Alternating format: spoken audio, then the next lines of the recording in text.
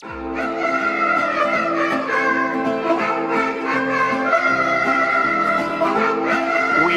to build a wall, and it has to be built quickly.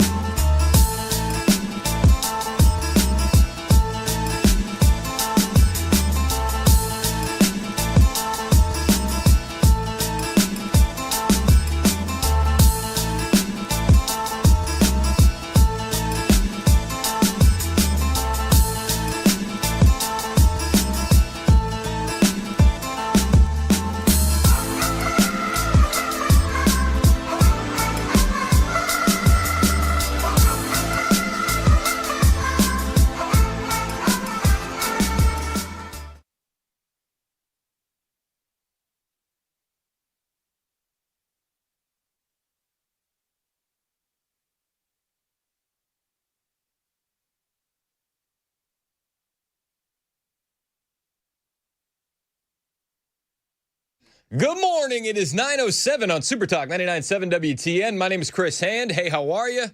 Show's brought to you by our friends at Better Water LLC. Water filtration systems, water softeners. You can get those at betterwater.com. You can listen to the show anywhere. iHeartRadio, tune in the FM dial. You can watch us on Super Talk TV. That's on Facebook, YouTube, Twitter, Twitch, and Rumble. YouTube and Rumble are really the main ones. Hit like, hit subscribe. We appreciate it when you do so. Why would you want to watch a radio show on TV? We'll have all the video elements for everything you hear on your radio on the YouTube and Rumble stream.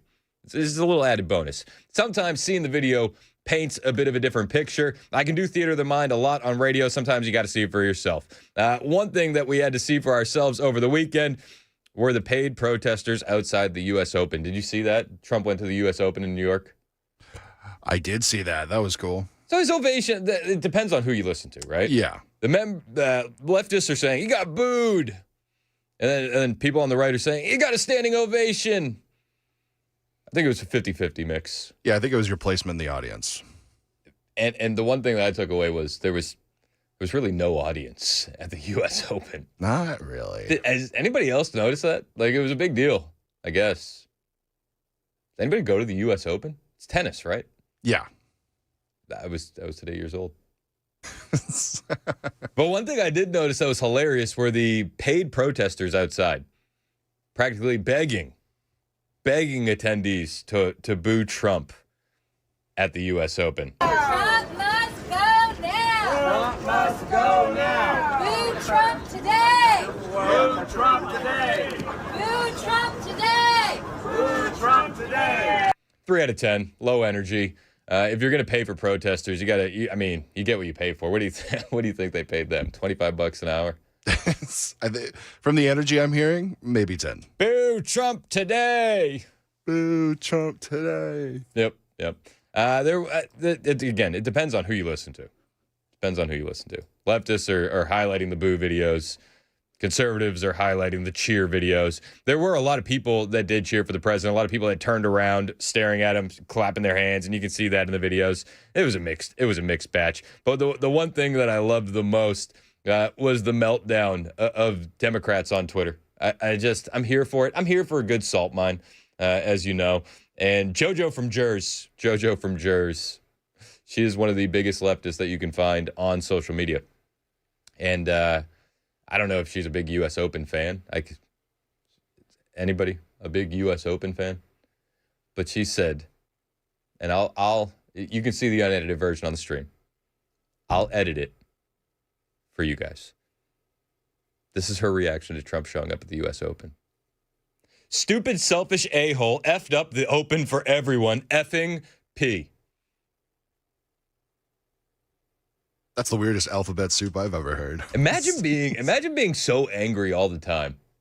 That just by the mere simple task of just showing up somewhere. It's just why did he do that? This event I didn't even know was going on is ruined. Why would you live your life like that?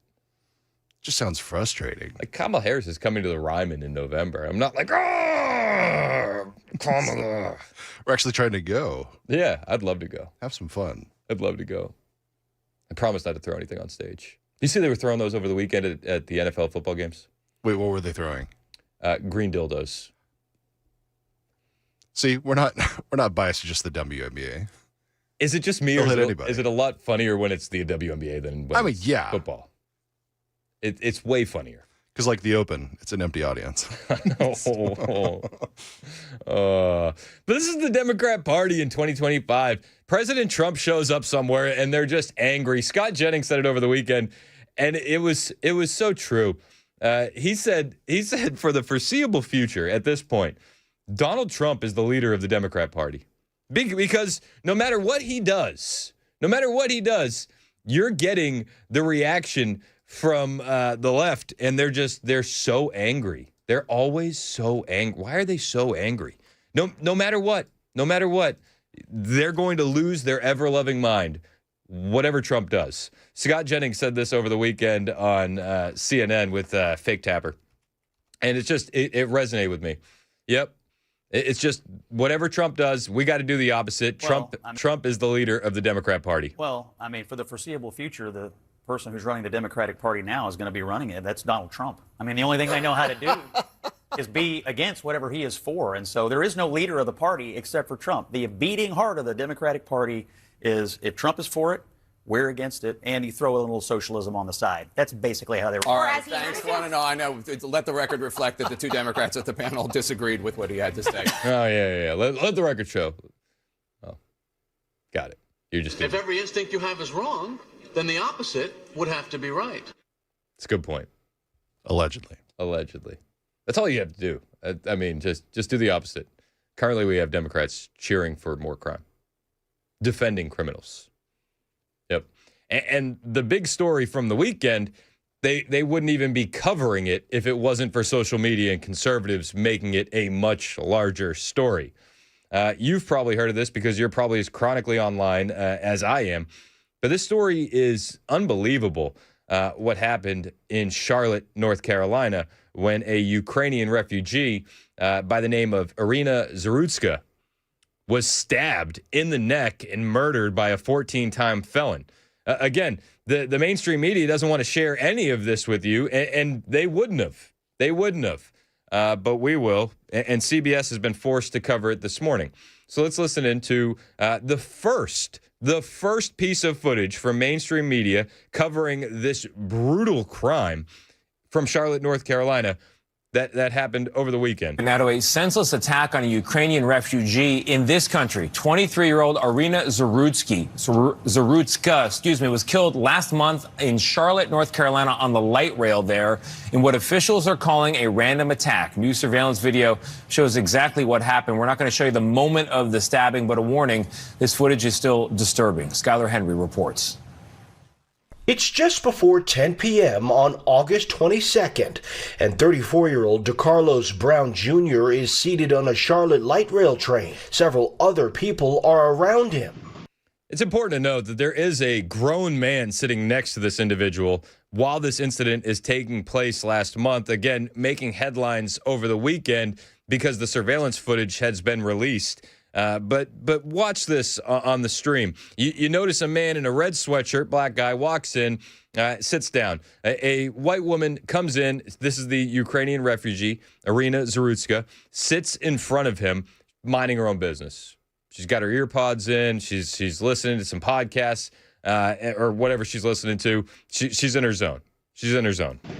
According to officials, a few minutes later, the train doors open, and 23-year-old Irina Zarutska gets on and takes a seat in front of Brown.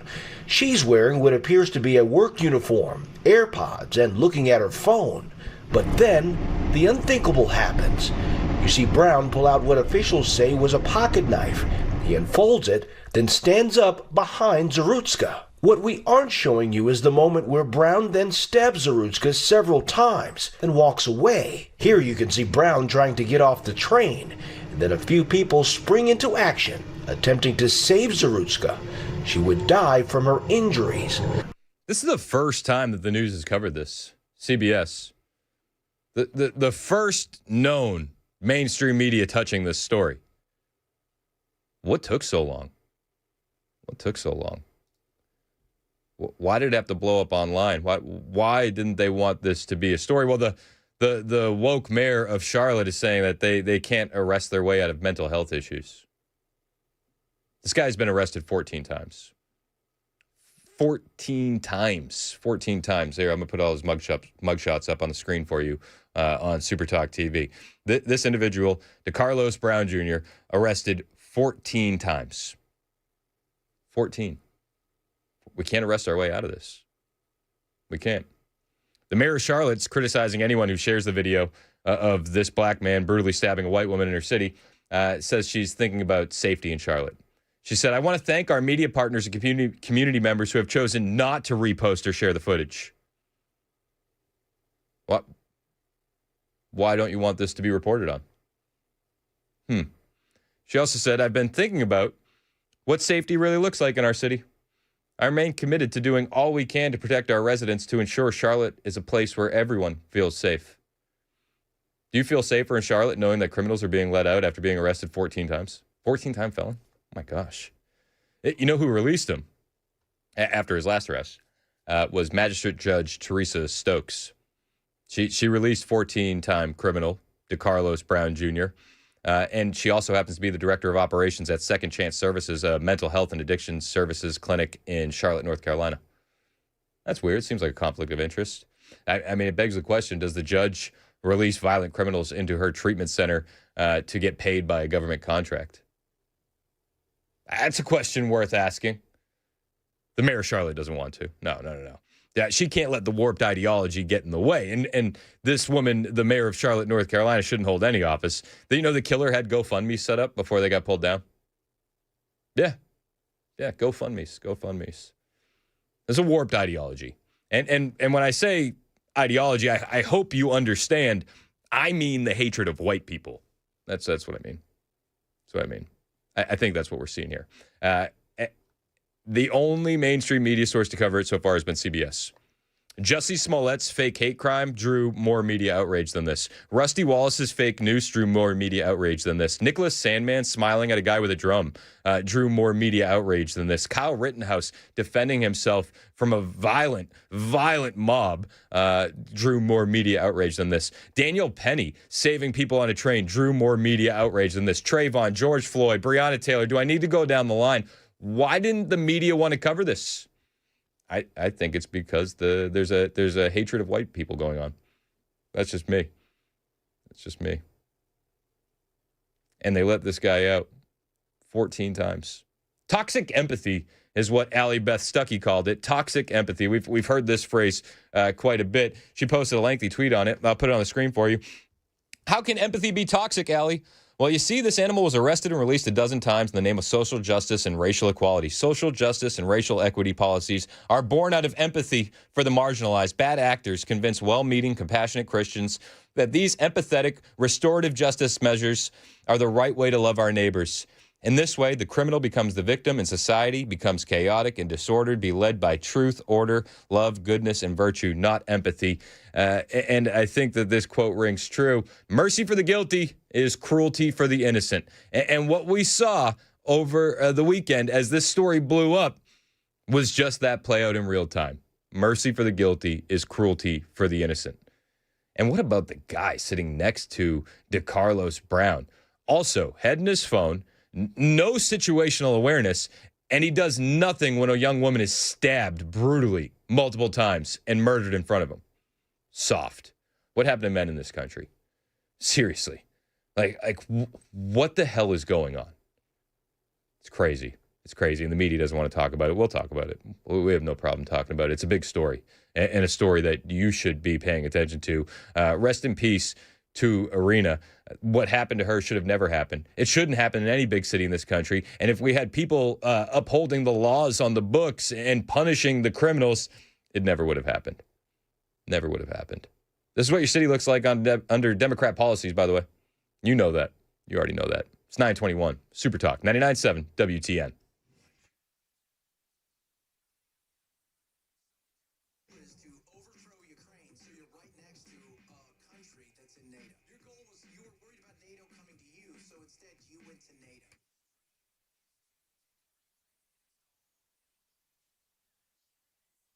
Today, from noon to 3 p.m. And streaming on the SuperTalk 99.7 WTN app. Well, we had that rain roll through over the weekend, and I got to ask you, is water getting into your basement or your crawl space? If the answer is yes, you need to call USS. You already knew that the water was going to be getting in there because you've been seeing this problem for a little while and you've been hoping to ignore it. And the rain's gone again, but the rain will come back. And when the rain comes back, so's the waterproofing issue. Are you going to call USS today to get it fixed? You should. You should. If you don't, it's going to turn into mold. It's going to turn into wood rot. The wood rot's going to lead to foundation issues. Don't do that. Do what 30,000 other homeowners in Middle Tennessee and Southern Kentucky have done. Call the best. Call USS. When you call USS, you're not going to get a sales guy showing up at your house worried about his quota. You're going to get an expert worried about the waterproofing. That's a key difference. Whether it's foundation repair or waterproofing, USS stands behind their work with warranties you can trust. This is how they stayed in the game for 30 years. This is how you know they're here for the long haul. If you see the signs, if you saw the signs over the weekend, don't wait. Call USS today. 615-488-7855. That's 615-488-7855. United Structural Systems, keeping homes dry and stable. USS guarantees their best. USSTN.com.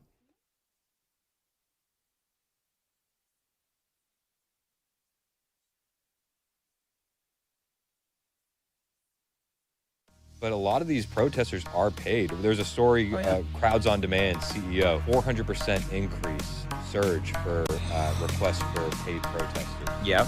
Protester requests have increased 400% since President Trump announced the federal takeover of D.C.'s police department. No, none of this. I mean, we've seen this time and time again, where they've got all of these different protests, and it goes on. I swear it feels like it's every couple of weeks they've got another protest going on. It is time to unite, not to fight each other the way they want us to do. And they keep offering, looking for people to protest. And I don't think there's this groundswell of anger that they're trying to convince the American people that there is.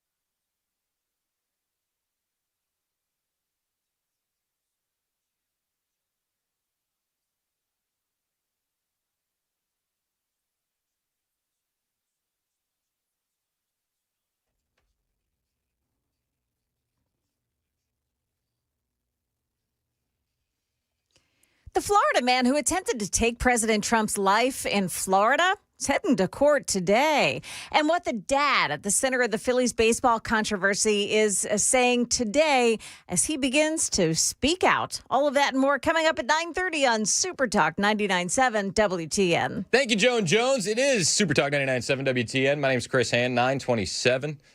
Show's brought to you by Better Water LLC, water filtration systems, water softeners, betterwater.com. What I saw at that Phillies game is rather indicative of where men have gone in this country. We need more strong men. Weak men create hard times. We're living in those hard times right now. And the dad at the Phillies game, when he shook with fear as the Karen came up to him demanding the ball from his son, what was that about? Soft. And that's the same kind of behavior we saw displayed on the train when there's another grown man sitting beside DeCarlo Brown, who does nothing as he sees a young woman stabbed and murdered in front of him. Same energy. What has DeCarlo Brown Jr. been arrested for? A couple people asking. He was convicted of armed robbery with a dangerous weapon, breaking and entering, felony larceny, served approximately 6 years in North Carolina prison, was released in September of 2020. In 2022, he was arrested for assault on a female. January 2025, he was arrested again for misuse of the 911 system, where he claimed a man-made material was controlling his body. July of 2025, his mental capacity to stand trial was questioned with a court-ordered forensic evaluation pending at the time of the incident on August 22nd, 2025. There's no reason that this individual should have been on the streets. None. And mercy for the guilty is cruelty to the innocent. That's what we're watching. Also, yes, I meant Bubba Wallace, not Rusty Wallace. My bad. But the point still stands. The news got more media attention than this story of Irina Zarutska. Way more. Jussie Smollett's fake hate crime. Way more coverage. Nicholas Sandmann, Kyle Rittenhouse, Daniel Penny. Way more coverage. Way more outrage. Trayvon, George Floyd, Breonna Taylor. Much more outrage. Why? It's a dark story, man, and my heart breaks for her. She fled Ukraine to flee the danger. She thinks she's safe here in America, but because of failed liberal policies, not so safe. Heartbreaking. There's a lot to get to today. Donald Trump is still going off about Chicago. He made quite a few statements over the weekend with Chicago, got into it with a few reporters, and we'll bring you some of that audio on the way. Real quick, though, over the weekend at the brand new Rose Garden Club that Donald Trump unveiled, he had a big party, and he started calling out Chicago while he was there. This was Donald Trump over the weekend. We'll be doing that with other cities throughout the country. I mean, when you look at Chicago, we have a governor that says that things are okay with crime, except that last weekend, 11 people were killed and 68 people were wounded by gunshot. The week before, 5 people were killed, 28 people were wounded. The week before, 6 people were killed, 19 people were badly wounded. Many of the wounded are going to die. But other than that, everything's fine, right? And he said, oh, well, we have a safe city. These people are sick. There's something wrong with them. But we're going to make some other choices pretty soon. I watched Portland, Oregon last night burning to the ground, just burning with people. And these are agitators. These are professional agitators. These are not people that are protesting. These are professional paid agitators. And they're paid by the left, not by the right. He's absolutely right. And we'll talk about the National Guard possibly being deployed to Portland to deal with Antifa and Trantifa. We'll talk about the National Guard ramping up operations in Chicago. When are we going to see the fruit of that and more on the way? It's 9:31 Super Talk 99.7 WTN.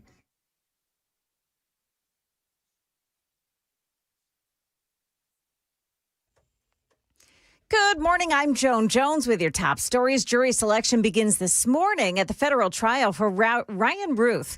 He's the man charged with trying to assassinate President Trump on his Florida golf course last year. ABC's Aaron Katursky. When we interviewed the suspect's family, they said, and investigators heard the same, he had no diagnosed mental illness, but they said he fixated on things. And over the course of his life, he's moved around. He's lived in North Carolina. He's lived in Hawaii. He's claimed he went to fight in Ukraine, where he gave an interview to Newsweek.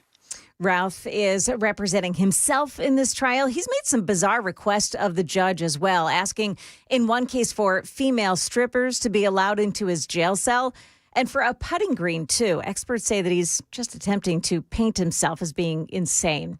In Nashville, Mayor Freddie O'Connell denies that Nashville crime rates warrant the deployment of National Guard troops. We have not requested them. Chief Drake has not requested them. Our Metro Nashville Police Department has not requested their presence. We are continuing to make progress in year-over-year reductions in crime. We're going to continue to focus on those local efforts with trusted community partners. Mayor O'Connell saying the city's looking to hire a so-called Director of Crime Prevention and Reduction. The dad at the center of the Phillies baseball controversy is speaking out now. His name is Drew Feltwell, and he says he picked up that ball that landed in the stands and gave it to his son for his birthday. But that's when that irate woman confronted him. All I could think was make her go away. And instead of turning my back and dealing with more of that, I gave her back the ball just to get her to go away. And explain to my son that that's how you de-escalate a situation. Soft. Weak. The Phillies player who hit the home run ball, Harrison Bader, gave the boy a signed bat after that incident. That is the latest news. Weather is next. I'm Joan Jones, WTN News.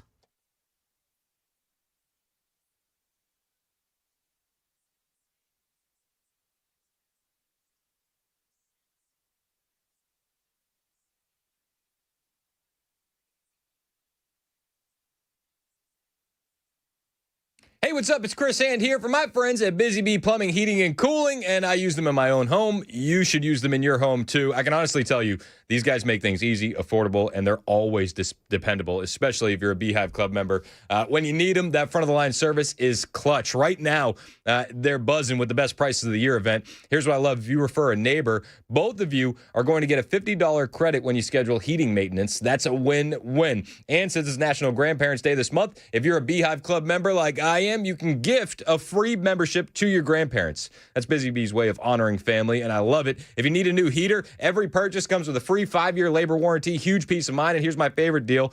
Any heating repair or maintenance, Busy Bee is going to give you a free dryer vent cleaning. That's going to protect your home and help your system breathe easier at no extra cost, so do what I did. Call Busy Bee today. 615-775-7833. That's 615-775-7833. Or you can always find them online, busybeehvac.com.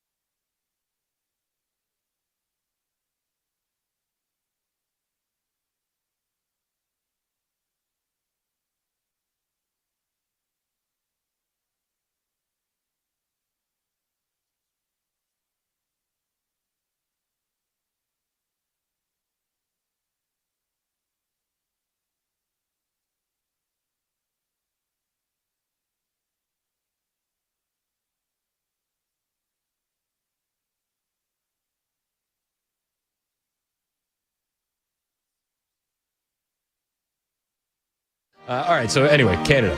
In the unlikely event that you find yourself the victim of a home invasion, we are urging citizens not to take matters into their own hands. But don't engage unless absolutely necessary. Is that so? Don't take matters into your own hands?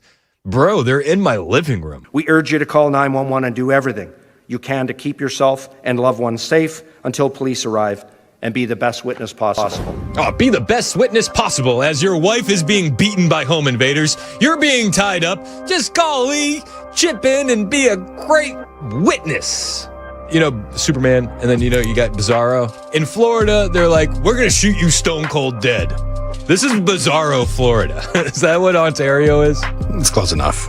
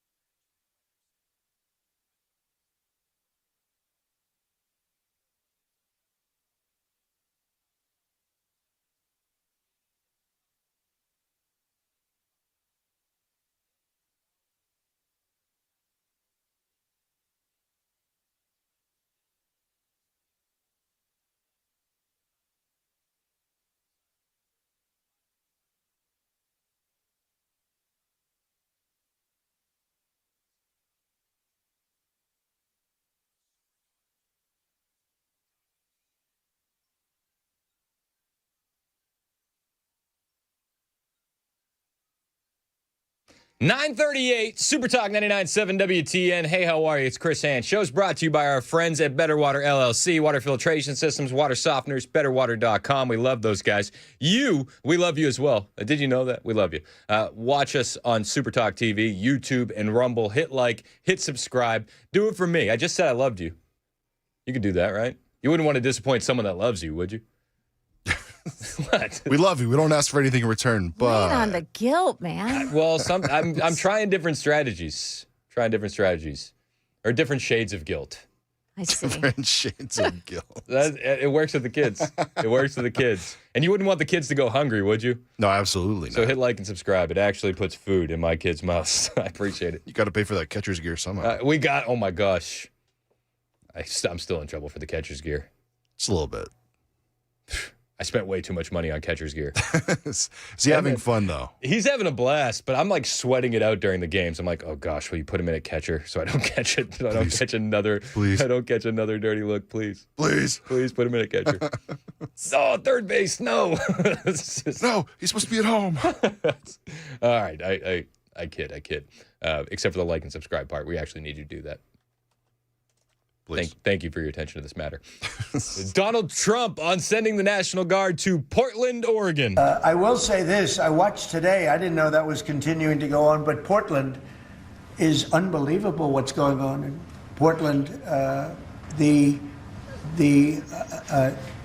destruction of the city.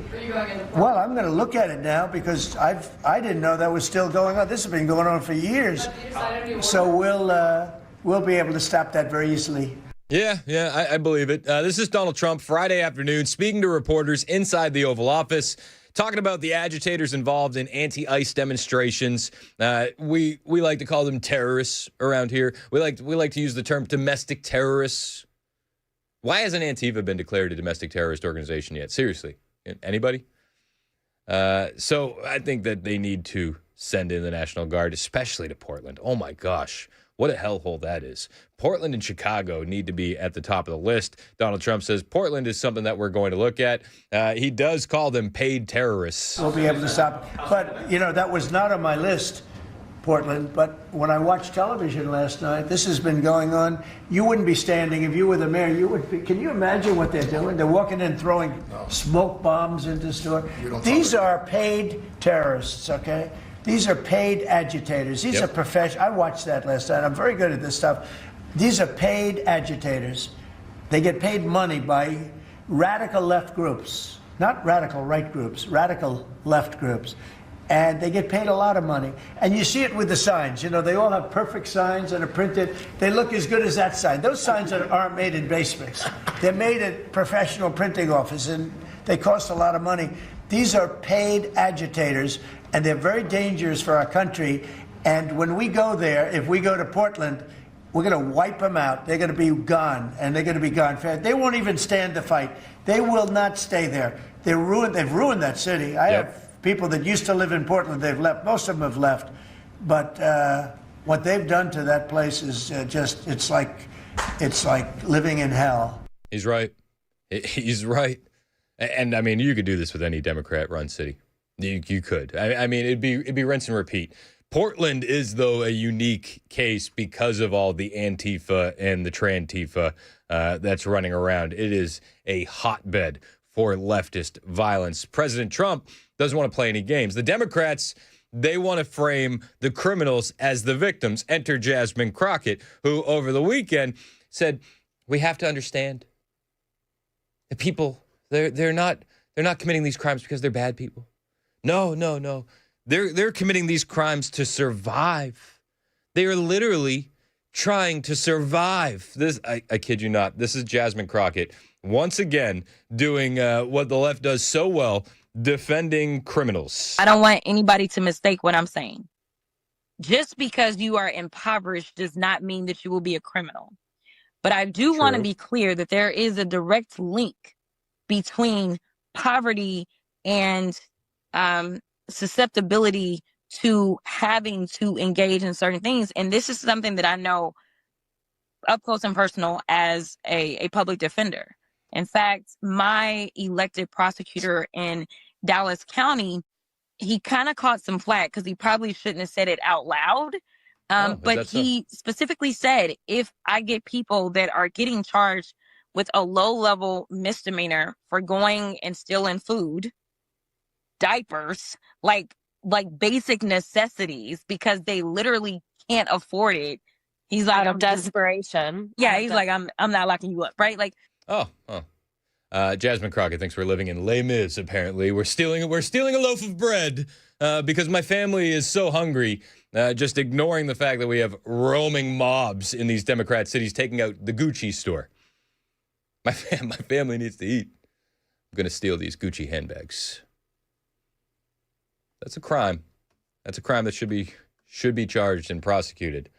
But the left, they love defending criminals. Donald Trump, he wants to go after criminals. But J.D. Vance says, guys, don't interrupt your enemies while they're making a mistake. And we say that a lot on this show. He was giving an interview over the weekend with Laura Trump. I don't know how she got him on the show. I've been trying to get J.D. Vance on my show for weeks. A little bit disappointed by that. I don't know. Maybe she has some connections. But he's on with Laura Trump, and he says, listen, the Democrats are defending murderers. Okay, let them. You've got like the far left fanatics who, I mean, the president's political genius is he's encouraged the far left now to come out in defense of violent crime in our big cities. But say what you will about them, they're very angry right now and they're very motivated. And so I would encourage all Republicans and everybody, whether you're Republican, Democrat, or Independent, who thinks that we're doing a good job, you got to remember to get out there and vote in 2026. Yep. Yes, it's, people say it's not as important as a presidential election, but it is very, very important. And if you want to give the government over to people who are defending murderers on the streets of D.C., then don't vote. But if you actually want to continue to secure the southern border and combat this inflation problem, you've got to get that out there and vote and give us that ability to continue accomplishing great things for the American people. Yeah, otherwise you're going to have members of the squads just, chairing committees. And we're going to lose all of the progress that we have made. We will. And the left will defend it. They're going to defend the criminals. So if you want to sit out in the midterms, as J.D. Vance says, well, you're handing this over to the left. Donald Trump is not going to sit down. Donald Trump is fighting back, and he's fighting back against reporters trying to downplay the crime that we're seeing in a lot of these major blue cities, up to and including Chicago. There was a heck of an exchange over the weekend as Donald Trump is getting back. I believe this was when he was getting back from the U.S. Open. He's landing at the White House, but he gets into it with a reporter about Chicago. Why? Let me ask you. Yeah. Really higher than Chicago? You're not. Excuse me. Do you know how many people were killed in Chicago last weekend? 8. You know how many people were killed in Chicago the week before? 7. Now, the question was, why aren't you going to send them into red cities, the National Guard, where crime is much higher? It's like, okay, they're focusing on the red states, right? So they'll talk Memphis and they'll talk St. Louis, but those are blue cities. You're missing the point. The media is missing the point, or maybe they're intentionally trying to skew the narrative. You know how many people were wounded? 74 people were wounded. You think there's worse than that? I don't think so. And Donald Trump not taking any flack. And there was another exchange, wild exchange with a reporter, where he essentially told her, listen, you need to be quiet. This is why you're second rate, and this is why nobody pays attention to what you guys do. This is Donald Trump versus a reporter. You'll hear the question. I think it's Marine Force One is going in the background, so it's a little bit tougher to hear the reporter, but if you listen closely, you'll hear her. She said, are you going to go to war with Chicago? Say that, darling. That's fake news. Well, why would I you don't the go to Department of war. Defense? Listen. Be quiet. Listen.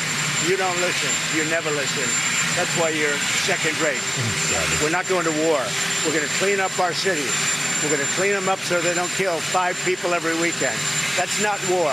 That's common sense. Yeah, that's not war. That's common sense. Although, it's going to get messy in Chicago. I do have a bad feeling about it. I do. I'm seeing videos over the weekend. And this one video in particular, I'm going to play unedited for you guys on the YouTube stream during the commercial break, because it's gangs in Chicago threatening the National Guard. Gangs saying, Trump, send the National Guard. Do not. I repeat, do not. We're a different breed out here. We're going to fight back. We got switches. Y'all know it's more bad people than good people. Literally, this is circulating on the internet over the weekend. We got switches. You know what that refers to, right? Glock switches, automatic firearms.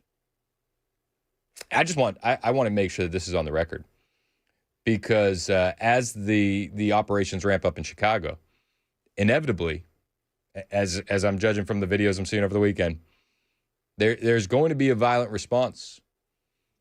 So I want to make sure you guys see this, so that way when the news says a good young man who was loved by the community, a leader in the community, was gunned down by the National Guard, and he didn't do anything wrong, I want you to know that these threats are already out there.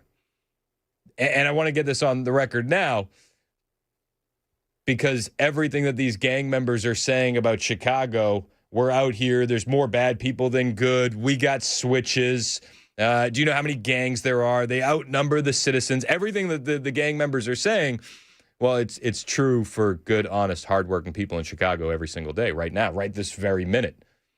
That's not okay in America. And that's what President Trump and this administration are fighting against. That's what the Democrats are fighting to protect. It's a mess. It's an absolute mess. Illinois Governor J.B. Pritzker says, listen, I'm paying attention. I got moles inside the Trump administration that are telling me exactly what's going to happen with these potential deployments. Possibly to have that as a place where federal troops are. Do you have any sense even of the scope of the ICE operation that they're planning? Not from ICE. We're getting, again, it's all secondhand, third hand. There are a lot of patriotic Americans who work in the administration or work at the departments or in the military who have let us know things without, having permission to do so. And so I would call some of that rumor, but, well-sourced rumors. So we got deep state leakers working against the Trump administration, trying to make Chicago safe again. Again, when somebody gets hurt, these people are at fault here. You understand that, right? And again, the gangs in Chicago are threatening Donald Trump and the National Guard from entering the city. I'm going to play you that threat inside the commercial break exclusively on YouTube and Rumble, because I want to leave it unedited. Because if I edit it, it's going to lose a bit of the message. And I don't want to do that to you guys. Join us on YouTube and Rumble. Hit like, hit subscribe. We got a lot more on the way. It's 9:51 on Super Talk 99.7 WTN.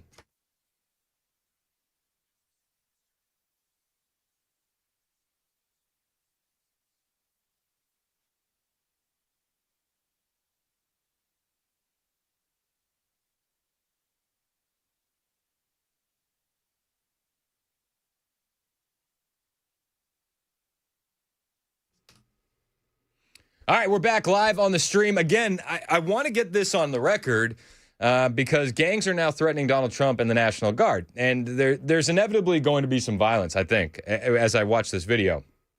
So I want this on the record. So that way, when the news said it was a good boy who didn't do anything wrong, and he's a member of the community, and he goes to church all the time, and he's got 5 kids, and he was really working towards that GED before he was struck down by the evil National Guard. I want this on record that threats like this are circulating around the internet, and this is a vibe being felt by some gangsters in Chicago.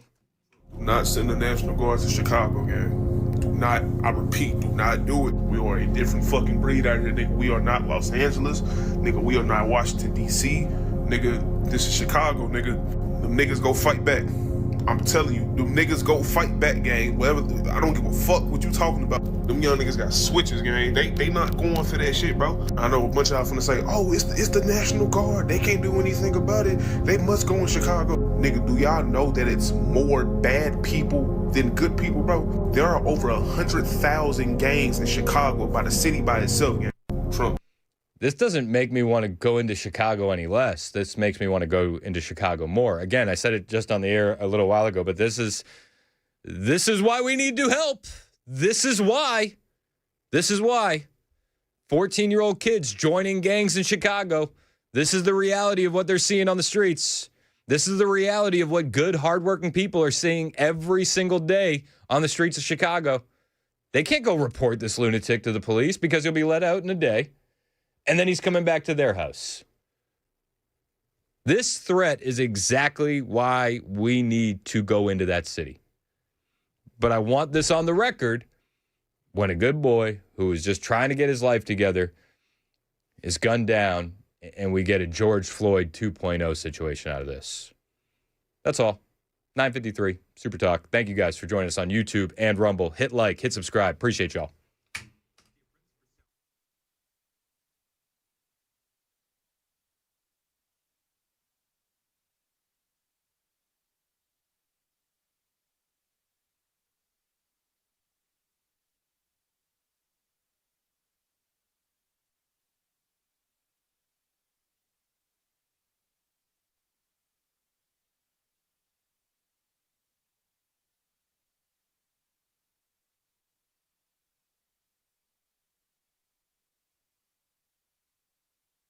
Jody Barrett, he's running for the recently vacated congressional seat of Mark Green. What's up, Jody? How you doing, brother? I'm good, man. Let's play a little word association. All right, let's go. Bobby Kennedy. Good guy. Operation Warp Speed. Not so much. Fluoride in the drinking water. Get it out of here. Geoengineering or chemtrails? Absolutely real. Absolutely real. Thank you. Yeah, no, it's real. It's a real thing. We have documentation to prove that. What are you going to do about it? Well, we're trying at the state level. I think, the eyes are being opened. You mentioned Marjorie Taylor Greene earlier. She's putting legislation forth on this at the federal level. I think ultimately all of this has to end up in the president's desk and him understand what's really going on and buy into it, just like we saw on TVA in the Cheatham County fight. Once he gets involved, things happen. And so I think that's where you really are lobbying a party of one there to try to get the president to understand how big a deal this is.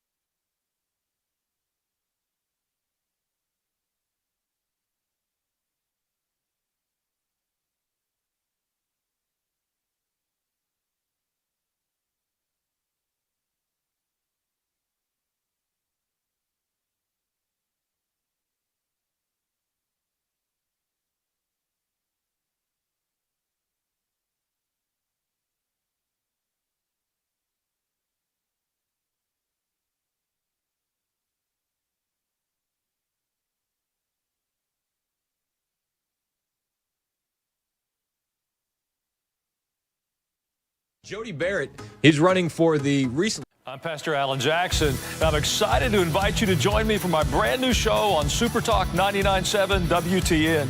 Every Sunday night from 7 to 8, I'll be talking about the week's news and headlines, but through a biblical lens. Together, we'll look at what's happening in our world and how God's Word can guide us through it. Join me, Pastor Alan Jackson, Sunday evenings at 7 on Super Talk 99.7 WTN. And you can listen on iHeartRadio and tune in.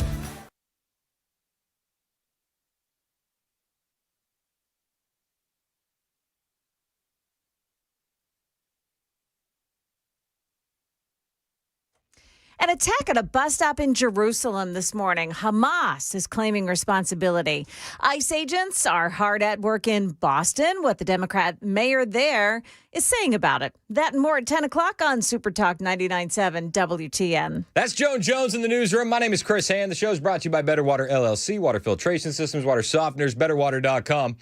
We just played an exclusive video on the YouTube stream. Chicago gang members threatening Donald Trump not to send in the National Guard because, well, they're a different bleeping breed out here. N-word. That's what the video said. So the video. No, I didn't say it. They also threatened them with automatic firearms. I feel like that's more of a reason to go into Chicago. What do you think? Yeah, it scares me for what's coming. It's going to get messy. All the more reason why that city needs to be liberated. It has to. It has to. If you missed that, you can always find our show on demand on the YouTube, on the Rumble page, and you can just scroll back a little bit. You definitely want to see that. I've retweeted it as well on my X account, @ChrisHandOnAir, in case you want to find it for yourself there online. You can't wait. You can't get to the YouTube stream, whatever the case may be. It'll be on the podcast as well if you guys are listening as well. Yeah, we do the podcasting. We like to do a little bit of podcasting. A little bit of podcasting. Me and Dan's new podcast was out. We talked a lot about the DOJ thinking about removing gun rights from transgender individuals. We talked about the H-1B visa issue with the Indians and more. Mostly peaceful. The new episode's up now as well on the YouTube page. You can listen on demand at your leisure. We're crushing it over there. It's a good one. We're doing what we can. Right now, Donald Trump is speaking, and he's saying a lot of things, including calling out Senator Tim Kaine. Senator Tim Kaine. You remember the comments that he made last week where he was yelling about things. He said, our rights don't come from God. Huh. That's interesting. I was under the impression that they did. Donald Trump responding directly to those comments from Senator Tim Kaine, and also talking to the audience about what happens when faith gets weaker in this country. A lot of interesting comments coming from Donald Trump. We'll bring them to you on the flip side of the news with Joan Jones, which starts right now on Super Talk 99.7 WTN.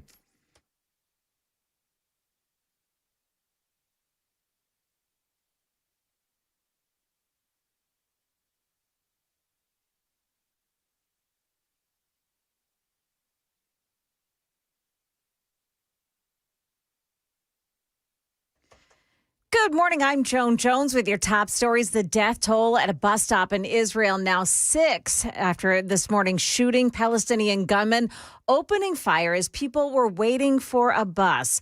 Both gunmen were shot and killed. An immigration enforcement surge is underway in Boston. Here's ABC's Danae Bucci with at least one side of that story. ICE has been seen in several communities during the surge. Boston Mayor Michelle Wu confirms that a parent was even detained by ICE while walking their child to school recently. This is part of the Trump administration's push in immigration enforcement. Mayor Wu says the city will not participate in any of these efforts, and Congressman Jake Auchincloss says this intervention does not necessarily make residents safer. The Trump administration saying that Boston is breaking federal law by refusing to assist with immigration enforcement. Here in Tennessee, the candidates hoping to fill the 7th congressional district seat vacated by Mark Green made their case today for why they should be the next person to take that job. Representatives Bo Mitchell, Afton Bain, Gino Bolso, and Lee Reeves. Now, they're going to be talking about some of their priorities and then explain what they think is impacting Tennesseans and present solutions. Channel 4's Alexandria Adams. That matchup is underway now at the Wonder Center and Museum in Dixon. By the way, today is the last day that you can register to vote for this special election. The primary takes place October 7th, the general election December 2nd. Now, you can register to vote or check the status at vote. Make that govotn.gov. President Trump is speaking right now at the Museum of the Bible in Washington, D.C., and just made the announcement that the Trump family Bible is being donated. That's why I'm delighted to announce that just moments ago, I personally delivered the Trump family Bible given to me by my mother. I remember the time she gave it to me. But it was used in both my inaugurations and also display at the museum. And I guess it will now be displayed right in the heart of our nation's capital right here. And that's an honor. That's an honor. His remarks continuing this morning. The Trump administration has asked the Supreme Court to allow the government to cut $4 million of spending on foreign aid after a federal judge's ruling last week that said because Congress already approved it, he must allocate those funds. Solicitor General John Sauer describing the case as raising a grave and urgent threat to the power of the presidency. And a federal appeals court in New York just moments ago upholding that $83 million judgment imposed on President Trump for defaming former magazine columnist E. Jean Carroll in 2019. The court saying that President Trump has failed to identify any grounds that would warrant reconsideration of their prior holding on presidential immunity. That is the latest news. Weather is up next. I'm Joan Jones, WTN News.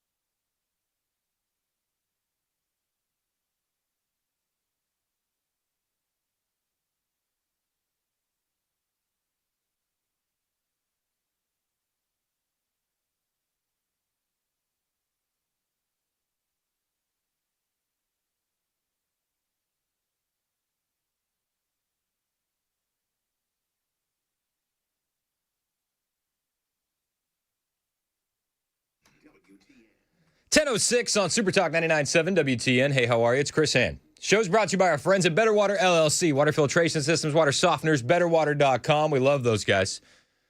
You can watch us, Super Talk TV, YouTube, and Rumble. Hit like, hit subscribe. Right now, the president is delivering remarks to the White House Religious Liberty Commission at the Museum of the Bible, and President Trump making a strong case for faith in this country.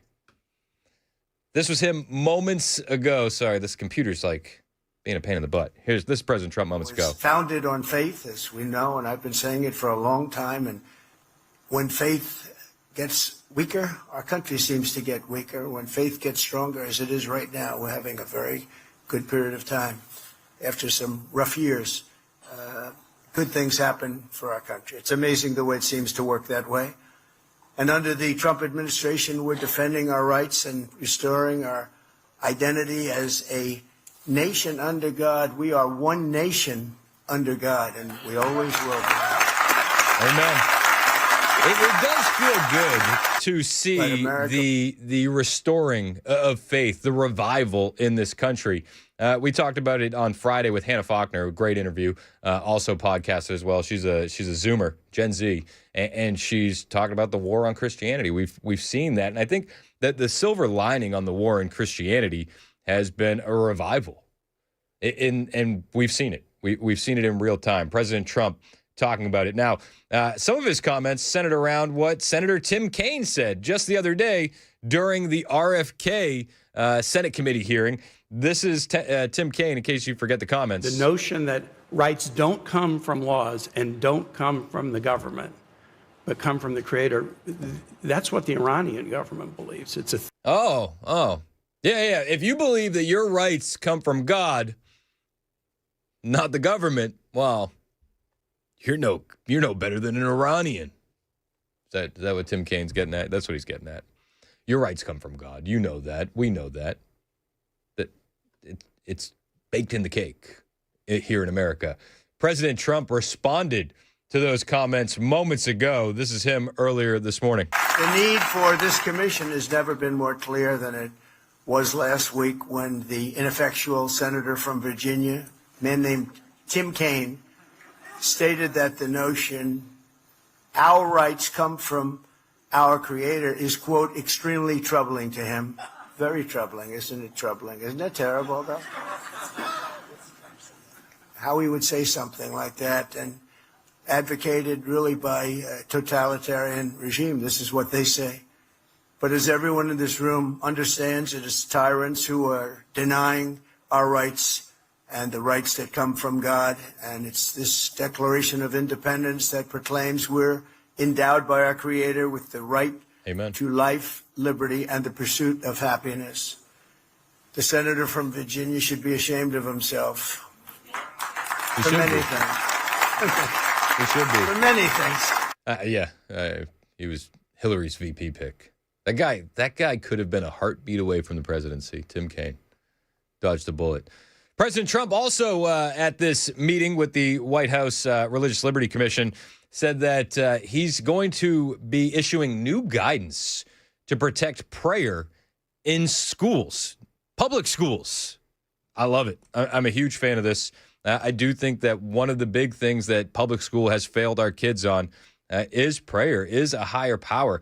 And you know, I've done all sorts of schooling. I did public schooling myself. My wife did public schools. We had our kids in a private school. Now we're doing the homeschooling thing.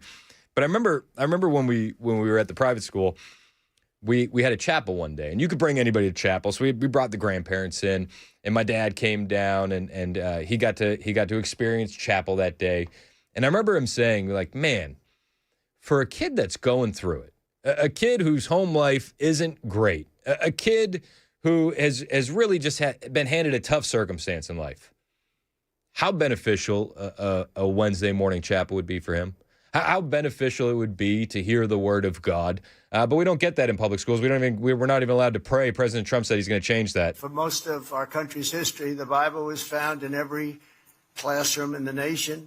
Yet in many schools today, students are instead indoctrinated with anti-religious propaganda, and some are even punished for their religious beliefs, and very, very strongly punished. It's ridiculous. Joining us this morning is Hannah Allen from Honey Grove, Texas. A few years ago, Hannah organized a group of her classmates to pray for an injured peer. The school principal declared that Hannah's generous act of love was prohibited from taking place in front of the other students. Didn't like it. The principal didn't like it. Can you imagine? But Hannah very strongly stood her ground, and she won. And Hannah, I just want to thank you for letting the light of your faith shine for all of those to see. We really appreciate it. And where is Hannah? Is Hannah here someplace? I think so. Hannah, stand up, please. Thank you very much. Thank you very much. Thank you, Hannah.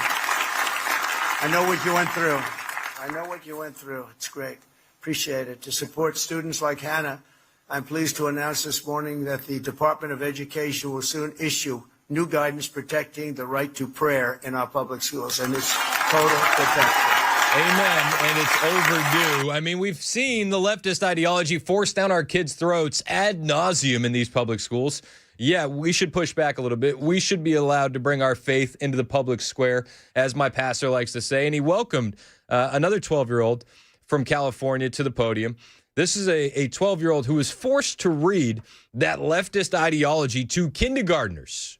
Kindergartners in a public school in California. Trump recognizing that 12-year-old at the podium and letting the 12-year-old share her story.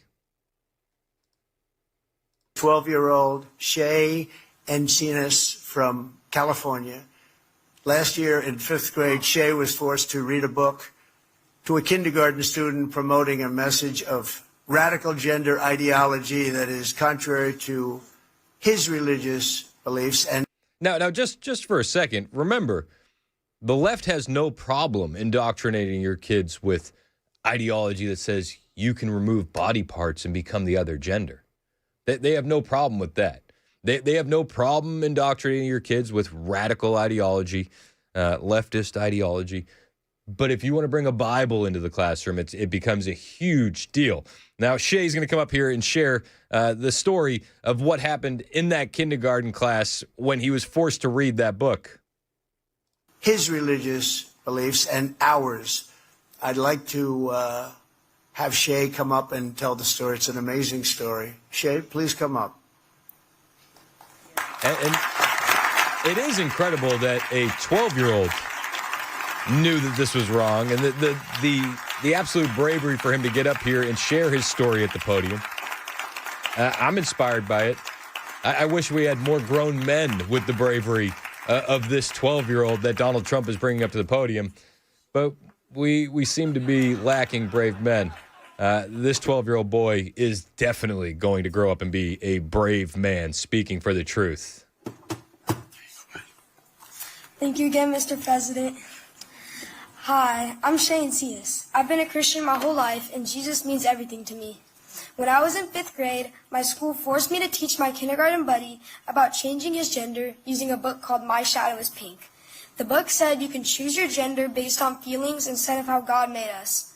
I knew this was not right, but I was afraid of getting in trouble. After my family spoke up, the school treated us badly, and kids started bullying me and my brother because of our faith. And the school did nothing to stop it.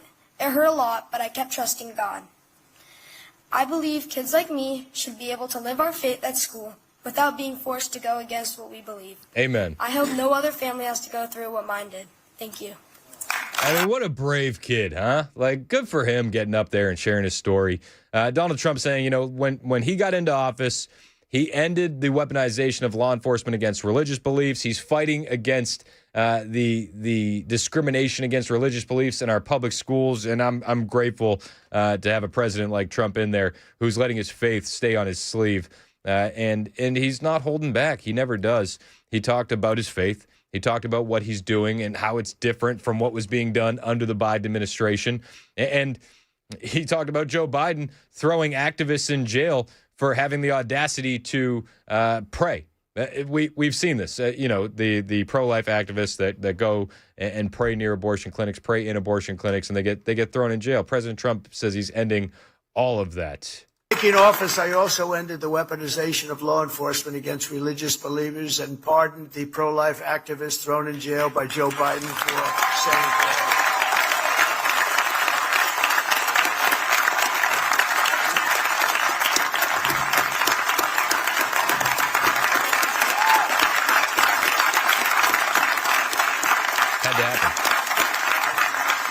Had to happen. He also talked about what happened in Minneapolis. What is that?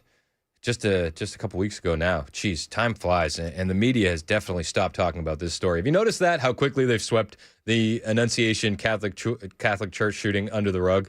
Very quickly. It doesn't fit the right narrative for them, so they're running away from it. But President Trump, once again, highlighting what happened there. In recent years, we've seen far too many violent attacks perpetrated against Americans of faith, beautiful Americans of faith, including in our schools and places of worship. And you know about it more than I do. 2 weeks ago in Minneapolis, a demonic killer shot 21 people and murdered the 2 precious children at a Catholic school. Can you believe that? Hard to believe. And time goes by and people say, oh, I sort of remembered, but I remembered. I'll always remember it. What a horrible thing. Too many happens too much. Our hearts are shattered for the families of those beautiful children. And I've made clear, Attorney General Pam Bondi is working really hard that we must get answers about the causes of these repeated attacks. And we're working very, very hard on that. The Trump administration will have no tolerance for terrorism or political violence, and that includes hate crimes against Christians, Jews, or anybody else. We're not going to allow it. Amen. We talked about this a lot on our latest episode of Mostly Peaceful, myself and Dan Mandis, which is available on YouTube and Rumble now. But we talked about the move from the DOJ where they're now considering disarming transgender individuals, taking away their gun rights. I think that the case could be made because of the mental illness. But it's brilliant 4D chess in a way because you're painting the Democrats into a corner. You either have to defend gun rights or you have to disown the transgender population. It's a stroke of brilliance. But at the end of the day, I think Donald Trump doesn't really want to play the 4D chess. He just wants people to be safe. He wants people to be able to practice their faith openly. He doesn't want kids to be shot at school. He doesn't want people to be victims of violent crime in major blue cities. And I think that's what motivates a lot of this. Just wanting to keep people safe in this country. And we're seeing it on down the line. Yet when it comes to big blue cities like Chicago, we got protesters lining the streets because they don't want their city to be safe like DC, which is crazy to me. Now I would argue that some of these protesters that we saw in Chicago over the weekend aren't even from Chicago, and I think that you can make the case that these paid protesters are coming in from out of state. We saw protesters in D.C. over the weekend, too, and they're protesting the fact that carjackings are down and robberies are down and murders are down. They're very upset about that. But the protesters in D.C., one of them got busted holding a sign saying, Vermonters against Trump. Like, yes, you are clearly coming from Vermont. You're clearly from out of state. And I think a lot of these protests that we're seeing are planned, are paid, and they're not organic. Tom Homan was talking about it the other day on Fox News, I believe it was. And he said, guys, we know they're paid protesters, and we're going to investigate, and we're going to go after them. This was Tom Homan just yesterday on Fox News. Oh, hang on one second. I got too many audio sources playing at the exact same time. This is Tom Homan yesterday on Fox News. Who are funding these operations, those who fund the weapons that are being used. So yeah, and they'll be held accountable too and held to the highest standards of the law. They will be prosecuted too. Look, here's what people need to understand. ICE is enforcing the laws enacted by Congress. They're appropriated funding to enforce these laws. If you don't like what ICE does, then go protest Congress, because we're not making this stuff up. And what's most insulting, you got members of Congress comparing ICE to Nazis and terrorists and racists. Well, if they're racist for enforcing the law, what's that make them? They wrote the law. So members of Congress, everyone that wants to attack ICE are disgusting. They're an embarrassment to the position they hold. They're members of Congress. If they don't like what ICE is doing, then do your job and legislate. Until then, President Trump and the men and women of ICE are going to continue to prioritize public safety threats and national security threats and make this country safer every day. That's Tom Homan's response. Now, leftist governors are speaking out against this. Wes Moore out of Maryland, he had some mean things to say about Donald Trump and his plans in Chicago. I think Wes Moore should actually just worry about Maryland, and we'll tell you why after the break. It's 10:21. This is Super Talk 99.7 WTN.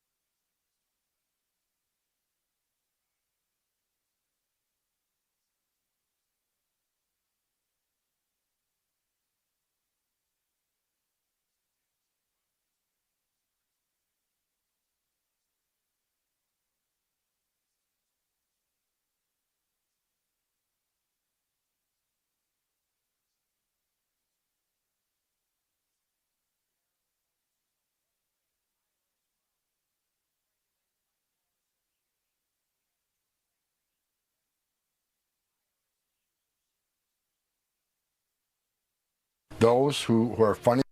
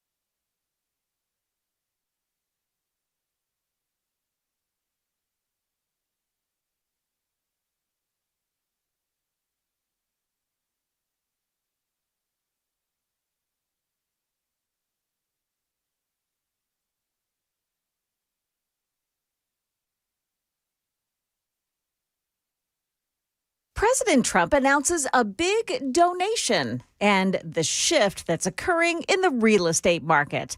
That and more at 10:30 on Super Talk 99.7 WTN. That's Joan Jones in the newsroom. My name is Chris Hand. The show's brought to you by Better Water LLC, water filtration systems, water softeners, betterwater.com. We got a lot to get to today. A lot. Donald Trump surging ICE in the National Guard into the Chicagoland area. Are we gonna start to see fruit from that? We might.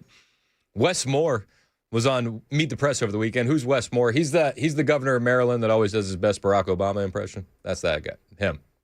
Just good. It's pretty good. It's pretty good. Not gonna lie.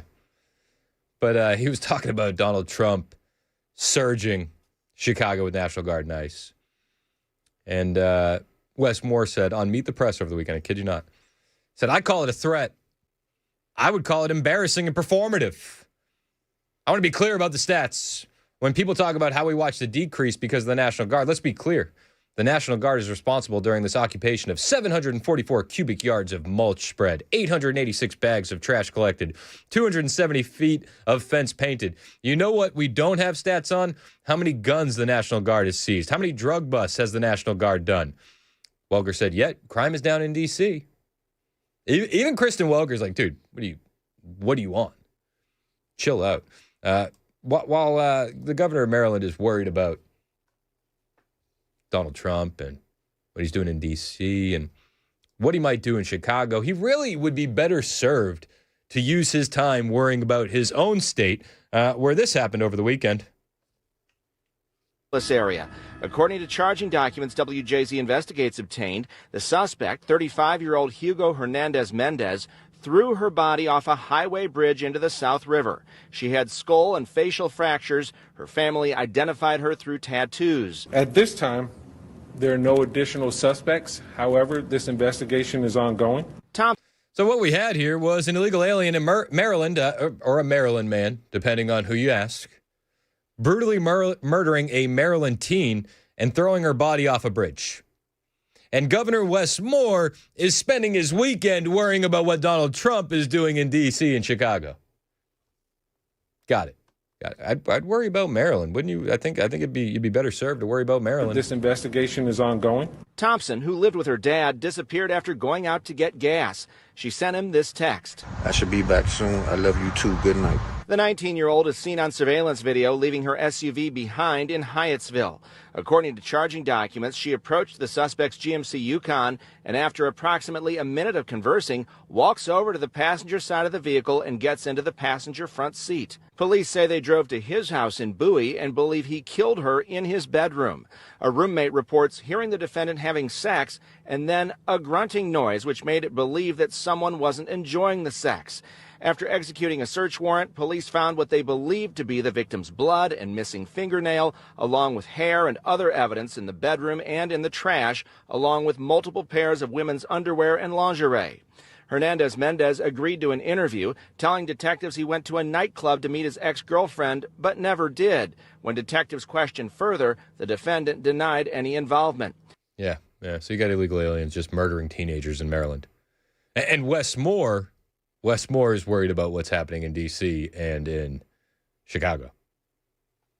Worry about your own problems. Clean your room. Clean your room, as Jordan Peterson says. Clean your room first, and then you can tell us how we should do it elsewhere. And this is before we even get into Baltimore. I saw a viral video over the weekend. A woman is overdosing on fentanyl on the streets while giving birth. In broad daylight, on the sidewalk, in Baltimore.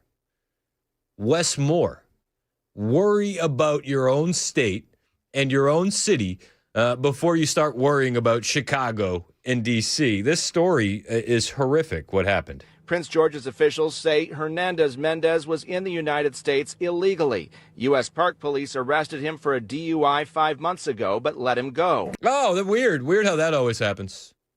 What a coincidence. Well, you know what they say, we can't arrest our way out of this. We can't. Can't arrest our way out of this. Go back to that quote, Adam Smith. Mercy for the guilty, cruelty to the innocent. It's 10:30 on Super Talk 99.7 WTN.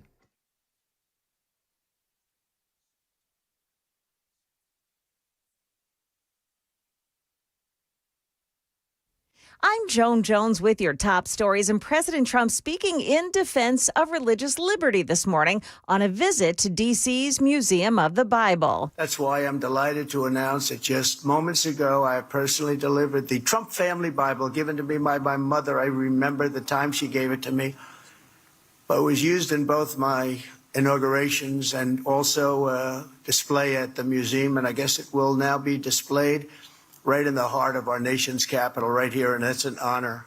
That's an honor. The president speaking now before that meeting of the Religious Liberty Commission, which Trump created in May through an executive order. That raid on a Hyundai plant where 500 illegals were working, the Trump administration says there's more of that coming. Speaking on CNN's State of the Union, White House border czar Tom Homan accused employers who hire illegals of doing it because they can pay them less and undercut U.S. citizen workers. The disturbing murder of a Ukrainian woman on a North Carolina commuter train now being picked up by the mainstream media. That suspect being identified as 34-year-old DeCarlos Brown. Here's ABC's Perry Russum. His own mother says after he served 5 years in prison for armed robbery, Brown began to behave strangely. She says she got an involuntary commitment order and he was placed under psychiatric monitoring, diagnosed with schizophrenia. But she says he got so aggressive, she had to kick him out of her house. Earlier this year, he called 911, making what police describe as paranoid claims. A judge ordered a competency evaluation, but he remained a free man. Meantime, GoFundMe has removed the campaign created to cover his legal fees and mental health support. And when it comes to real estate, things are shifting to a buyer's market. ABC News reporting that sellers are having to give ground at the negotiating table to push a sale through, mostly in the South and in the West, as mortgages become more expensive. That's the latest news. Weather's next. I'm Joan Jones, WTN News.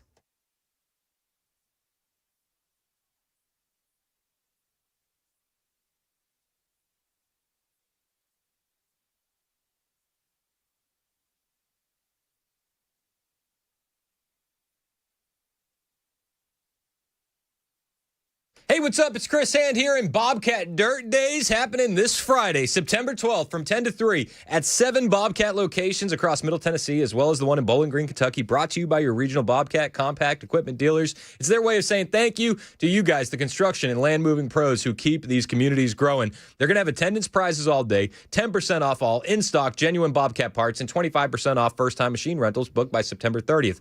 Don't miss your chance to win one of 2 Bobcat commercial mowers that they're giving away just by stopping by any of the locations on Friday the 12th to enter. In addition, there's going to be operator skills competitions, plenty of prize drawings throughout the day, plus they'll have plenty of snacks and drinks to keep you guys fueled on your break or over your lunch hour. Now, I'm going to be at the Laverne location, broadcasting live from 9 to noon, and we want to see you there. Stop by, say hello, or you can go to any of the Bobcat locations to win prizes and learn more about Bobcat equipment. Hit up One Tough Animal at bobcatgdn.com.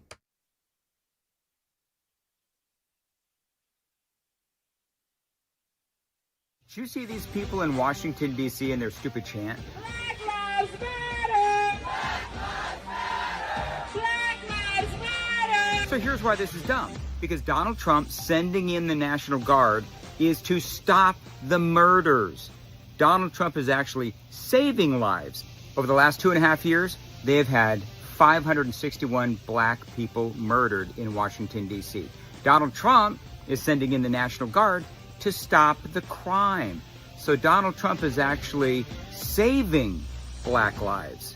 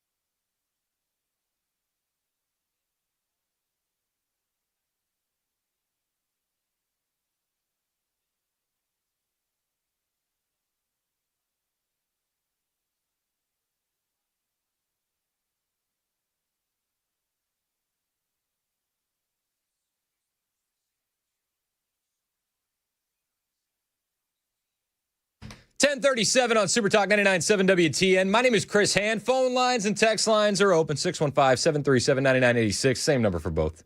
I got a text from Jason. This is when I was doing the Bobcat commercial. So we're broadcasting live from Bobcat and Laverne on Friday. And Jason said, will you be broadcasting while operating a mini excavator? I wanted to, but the court order doesn't allow me near heavy machinery. So...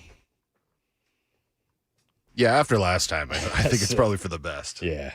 And I apologize to those families. So. But it's their dog, man. Should have kept him on a shorter leash. Find us on YouTube. If I didn't run over any dogs, I'm just joking. It's all jokes. Find us on YouTube and Rumble. Hit like, hit subscribe, watch the show. We'll have video for all the audio that you're hearing on the FM dial, the iHeartRadio app, and the TuneIn app. We appreciate it when you do so. Hitting like and subscribe literally puts food in my kids' mouths, and I got a lot of kids to feed, and I'm still getting side-eyed about the amount I spent on catcher's gear pads for my 8-year-old. I can't blame her. So please, if I could just go home today and tell the wife, look at all the likes I got because of the catcher's gear, I think we could move past this. I think we could move past it. Dude, we got 200 people in the chat or in the YouTube live right now. Let's go. Let's go. Let's match it in likes. I'm just saying. There's a lot to cover. A lot to cover. What do you think? Do you want to do Venezuela narco terrorists or RFK backlash? We can go either way. We got time for both. Oh, I'd hit terrorists first. You would hit terrorists first. Yeah. Well, people are mad that we hit the terrorists first. Really? People, I don't know if you noticed this, people actually would rather us be flooded with fentanyl. And by people, I mean demonic Democrats. Makes sense. You say people, other people say potatoes. They don't think. They don't think. All right, Venezuelan narcos. This is the latest. The U.S. Navy is staging a bunch of ships out there, getting ready for these individuals to play more stupid games and win more stupid prizes. Now, Brian, the U.S. Navy has amassed a small armada in the Caribbean. 3 guided missile destroyers, a cruiser, an attack submarine, and 3 amphibious ships, including the USS Iwo Jima, amphibious assault ship, of course. Loaded with Iwo Jima up to 2,000 Marines. And many Democrats now say the drone strike on the drug boat was an illegal action. Think they can get away with this. God knows what they are going to do next. So that's what we're looking to right now, and there is reason to believe that this was not a legal action. Now, for decades, Brian, the rules of engagement in the Caribbean was to detain these drug smugglers. Warning shots, shoot out the engine, and use Coast Guard law enforcement officers on board Navy ships to detain the crew and transfer them to a Coast Guard cutter. Those days are over. The orders are now shoot to kill, and expect those rules of engagement to be debated in the halls of Congress in the coming days, Brian. What do you think? Are you more of a detain kind of guy? Or are you more of a shoot to kill? 615-737-9986. I'd love your input on this. I really would. Because people are torn on this. People are. So a lot of people say, you shouldn't have done it. I'm like, they were going to kill hundreds of thousands of Americans with fentanyl. They've killed hundreds of thousands of Americans with fentanyl. I feel no remorse. I don't. But this is where we're at. President Trump has said that should any Venezuelan jets want to play stupid games, they'll win stupid prizes, then the U.S. warships that they put in the region will shoot them down. Let's go. Heighten that tension. But the Democrats are very upset. Jerry Nadler, he puts his pants on like everybody else, except then he pulls them up a little bit higher. He was on Spectrum News over the weekend with, what's this guy's name? I don't know his name. Never mind. It doesn't matter. Anyway, Jerry Nadler's on Spectrum News. Does anybody get Spectrum News? Anybody? I don't know. And he says that the president should be criminally charged for taking out these narcos in the Caribbean. Congress. And now this newest outrage where they just bombed a speedboat, which they asserted was carrying terrorists. So you're the judge, jury, and executioner when you're not in a time of war. For that, the president ought to face criminal charges. Oh no. He took out narco terrorists. J.D. Vance weighed in on this over the weekend. Did you see the exchange between J.D. Vance and Brian Krasenstein? Oh, the Krasensteins are so woke. If you're chronically online, you've no doubt crossed a Krasenstein. Usually when I see the Krasensteins, it's just because they're getting smoked by conservatives in the replies. So this exchange happened between J.D. Vance and Brian Krasenstein. J.D. Vance said, killing cartel members who poison our fellow citizens is the highest and best use of our military. I agree with J.D. Vance. Brian Krasenstein, woke, Democrat, commentator, didn't agree. He said, killing the citizens of another nation who are civilians without any due process is called a war crime. To which J.D. Vance replied, I don't really give a what you think. Oh, okay. I love it. I'm here for it. Krasenstein replied, he wants J.D. Vance impeached over these comments. Oh my gosh. Why should J.D. Vance care what a woke liberal commentator on the internet says? Why? Scott Jennings was talking about this over the weekend. He was on Fake Tapper's show. And Scott Jennings, doing what Scott Jennings does, didn't really fall for any of the BS that the left is pushing in these talking points. Like, oh, will someone think about the narco terrorists? Scott Jennings said, no, we will not think about the narco terrorists. Thoughts? Well, I'll give you my political view of how I think most Americans are going to view it, and most Republicans certainly, and that is that societal decline is a choice. And when you let people come into the country by the millions, when you let drugs flow over the border and you just say, well, let's just get them here and then see how the bureaucracy sorts it out, most people want a more aggressive response. Societal decline is a choice, and they see this illegal immigration problem and this drug flow problem as part of overall societal decline, and they are hoping and looking for and happy with Trump and Vance taking a muscular response to this. These are transnational terrorist organizations. We have to stop thinking of these people like they are just jaywalkers. They're not. Facts. They're terrorists. If Middle Eastern terrorists were on a boat trying to come into the United States with materials that would kill hundreds of thousands or millions of people, we would bomb them into the Stone Age or into the bottom of the ocean, which is what we did with this boat. We have to think of them that way. They are terrorists. They're coming to terrorize our communities, kill our children, and create societal decline in the United States. That is what we have to reframe our thinking on them. Well, I love that. What if they were coming over in a boat yelling Muhammad Jihad? Yeah, we would. We would send them to the bottom of the ocean just like we did with the narco terrorists. And nobody would lose any sleep. And to be fair, I don't think the Democrats are losing sleep over these narco terrorists killed. They don't give a damn. They just see this as a weapon to bludgeon Trump with, like so many other things. So what do you think? 615-737-9986. Brian on the road. You're up on Super Talk. What's up, Brian? What's up, man? Hey, you know what kills me Pastor about Alan Jackson.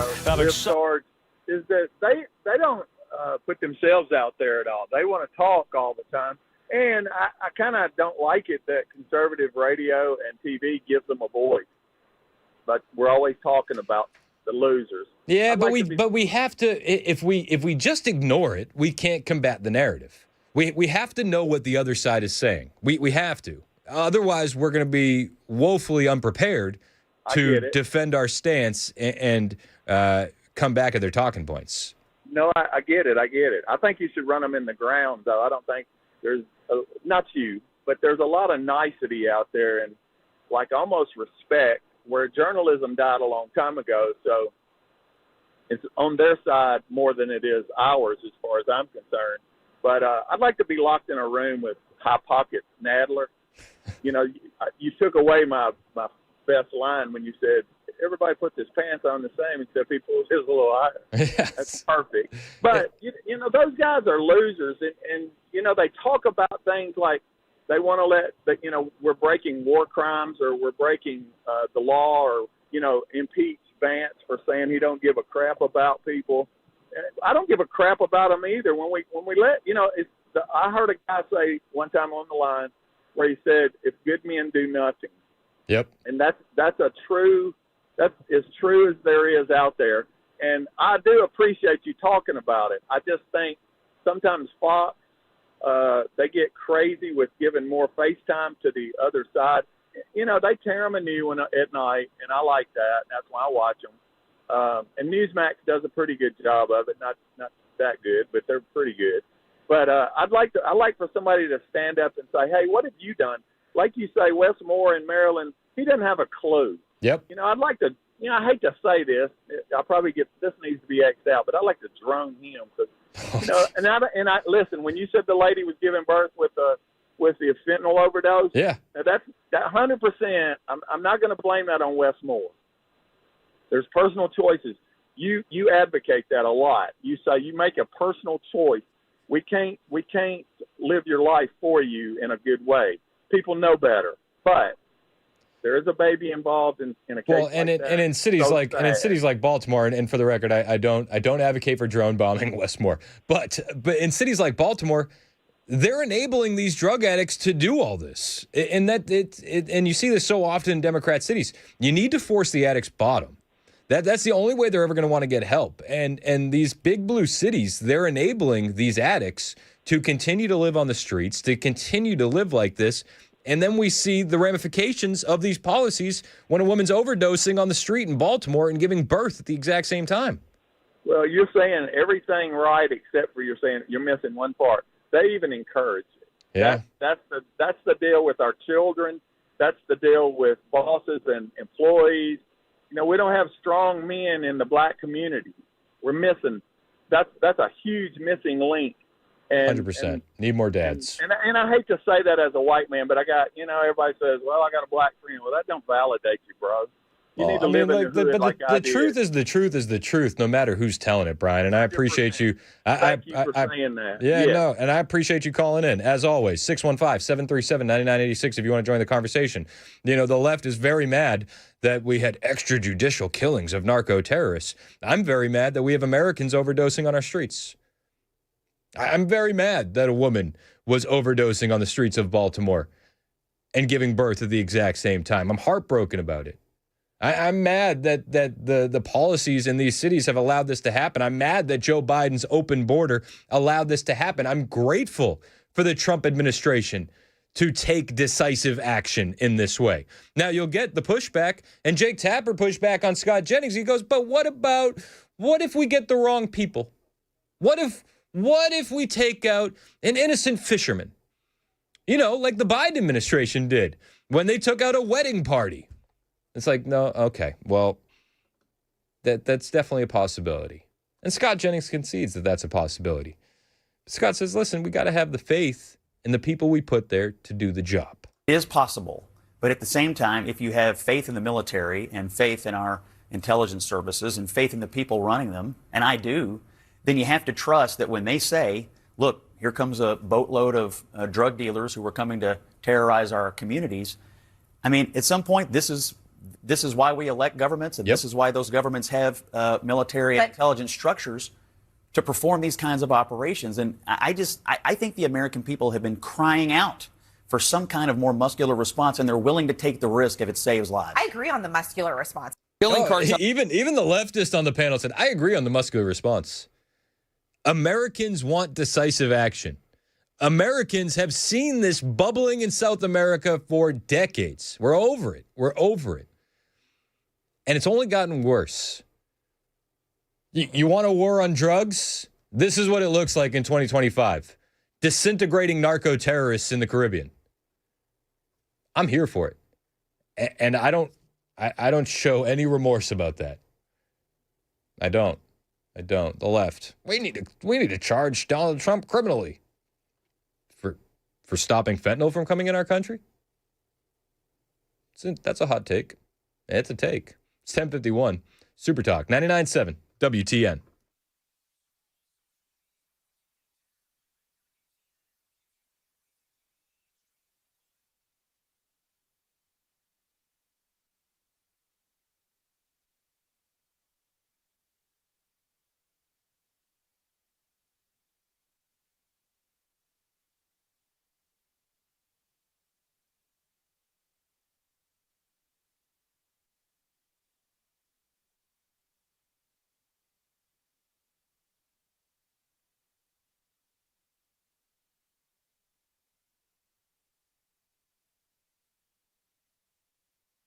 President Trump is not proposing an increase in student visas for Chinese students. The $600K references 2 years' worth of visas, which is simply a continuation of existing policy. I don't want 300,000 people a year from China in our country. I just don't. No. Because I think they spy. Yeah. And I think that they're stealing our intellectual it's not property. even that they think they do. They do. They do it. They got busted operating secret police stations in our country. Yeah. They got busted operating a secret biolab in California. And why are they? That's right. I remember that. They rode a spy balloon over our entire country. There should be. And Joe Biden let it happen. There should be no reason why we're doing this.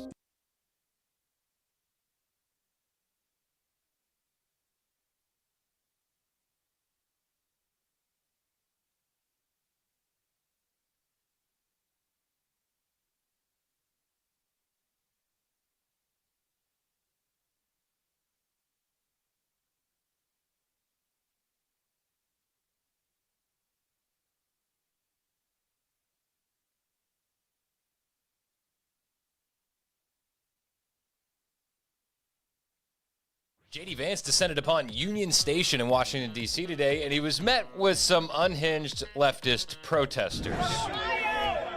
You big f***ing Nazis! In housing! In climate justice! Now, there's a couple ways that you can deal with radical leftist lunatics, but I want to highlight the method that J.D. chose today. This method is, of course, the all-encompassing point and laugh. This is the guy who thinks people don't deserve law and order in their own community. Like and subscribe for more tips on how to deal with unhinged leftist lunatics out in the wild. This has been brought to you by our friends at Zero Res Nashville. If you need your carpets cleaned, go to ZeroResNashville.com.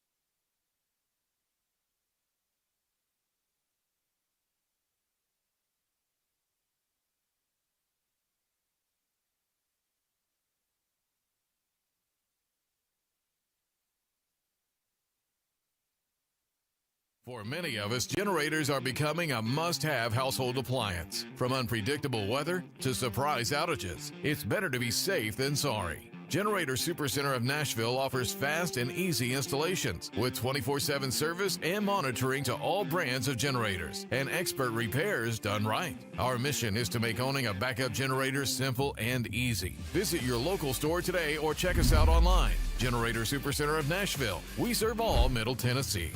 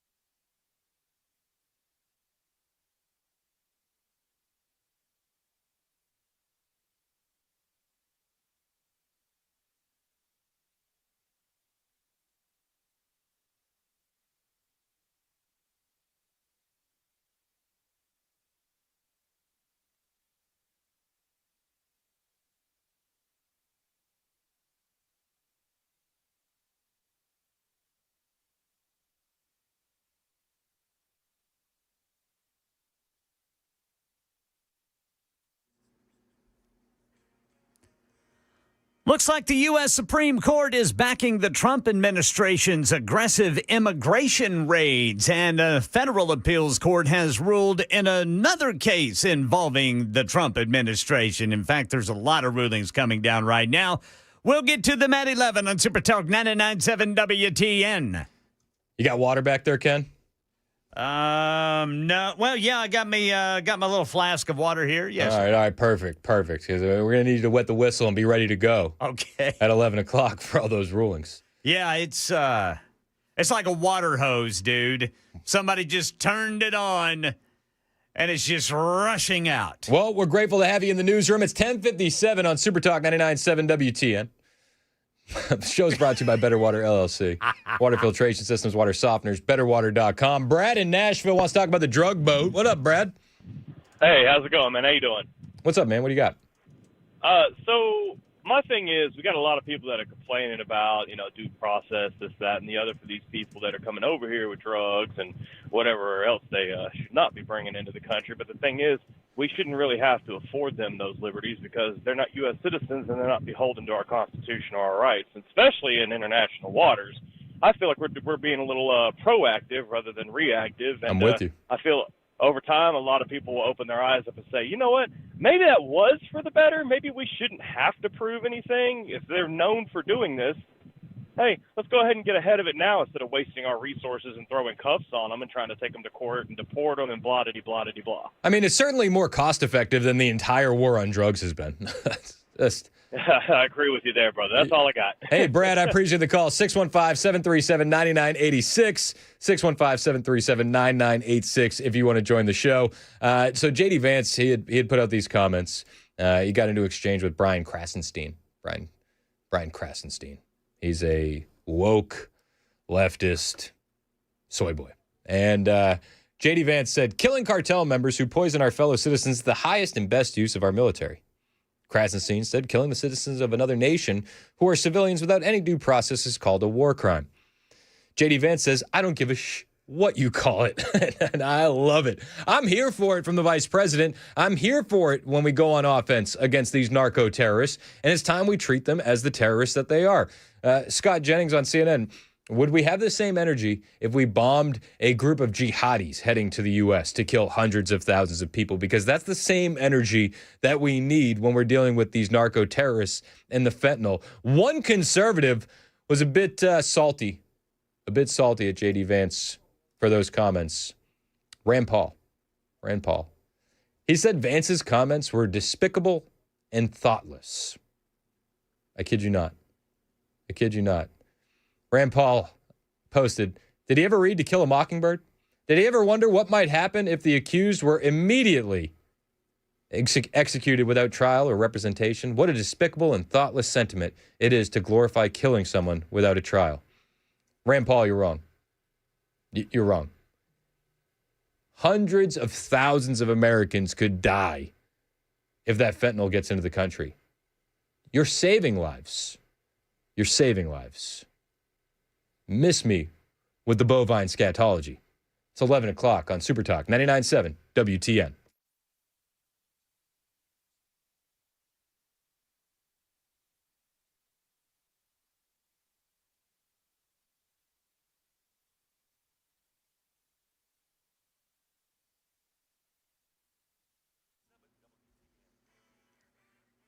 Eleven o'clock on the dot. I'm Ken Weaver with your top stories. Got the full forecast coming up in 5 minutes. Looks like the U.S. Supreme Court has just issued a ruling that supports the Trump administration's aggressive immigration policy, specifically in Los Angeles.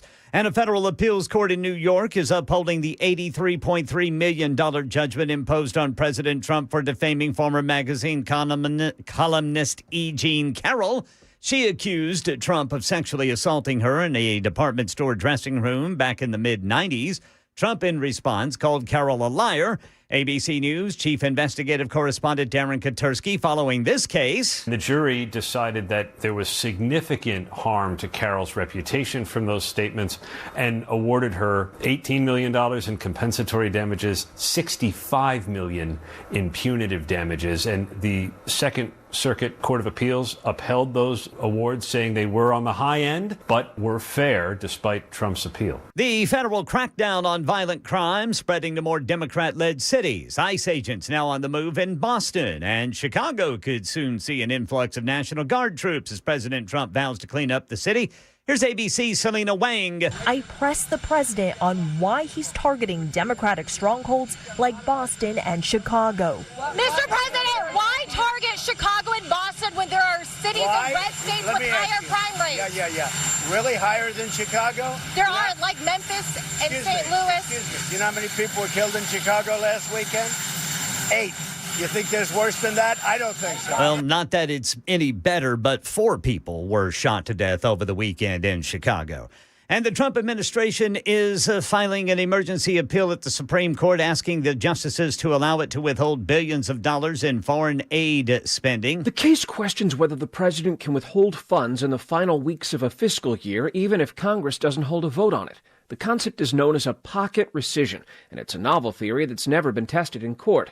A federal judge ruled against the administration last week, but now the White House is asking the Supreme Court to sign off on the idea.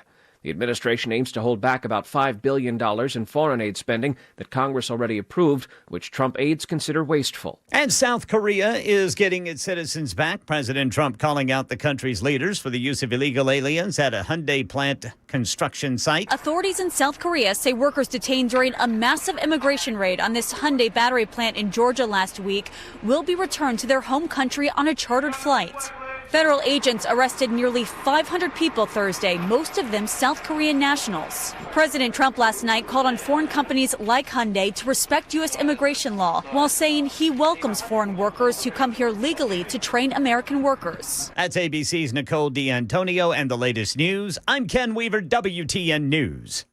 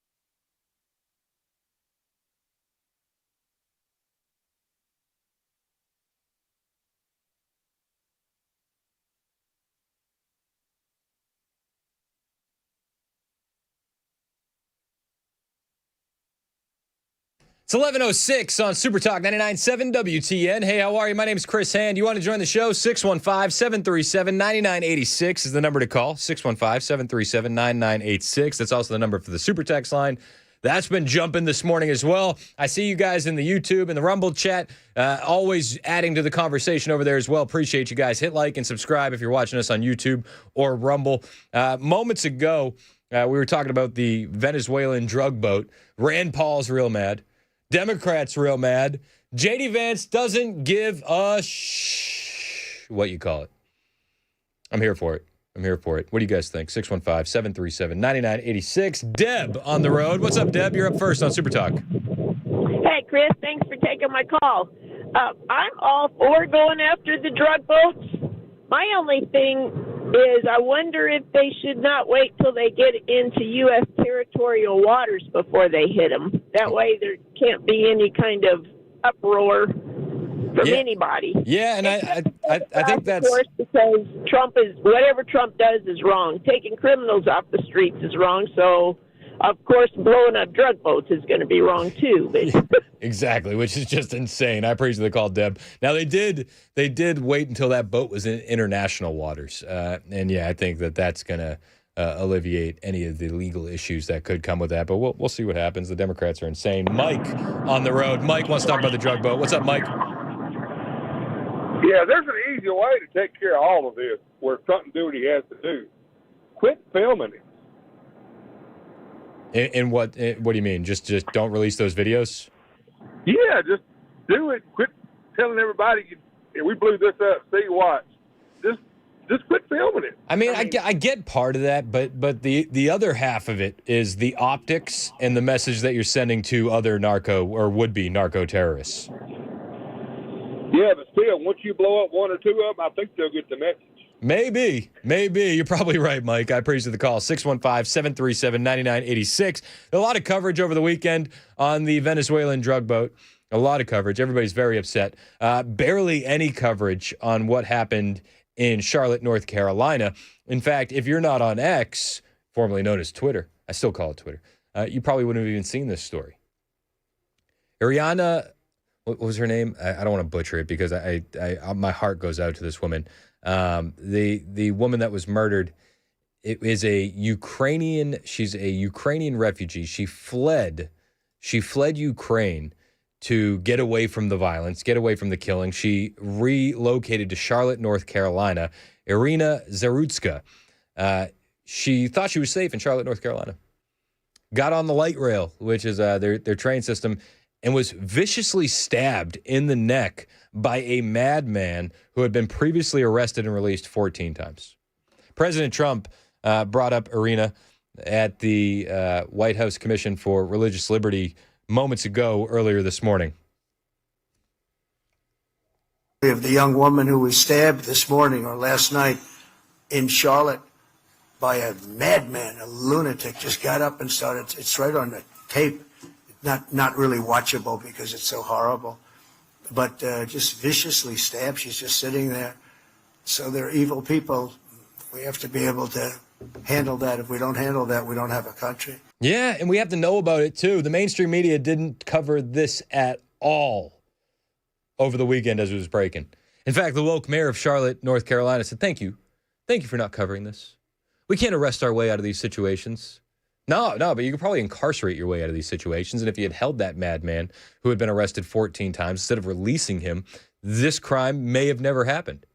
And if this crime was in reverse, well, you'd hear it over and over and over again. If it was a white man stabbing a black woman, cities would burn today.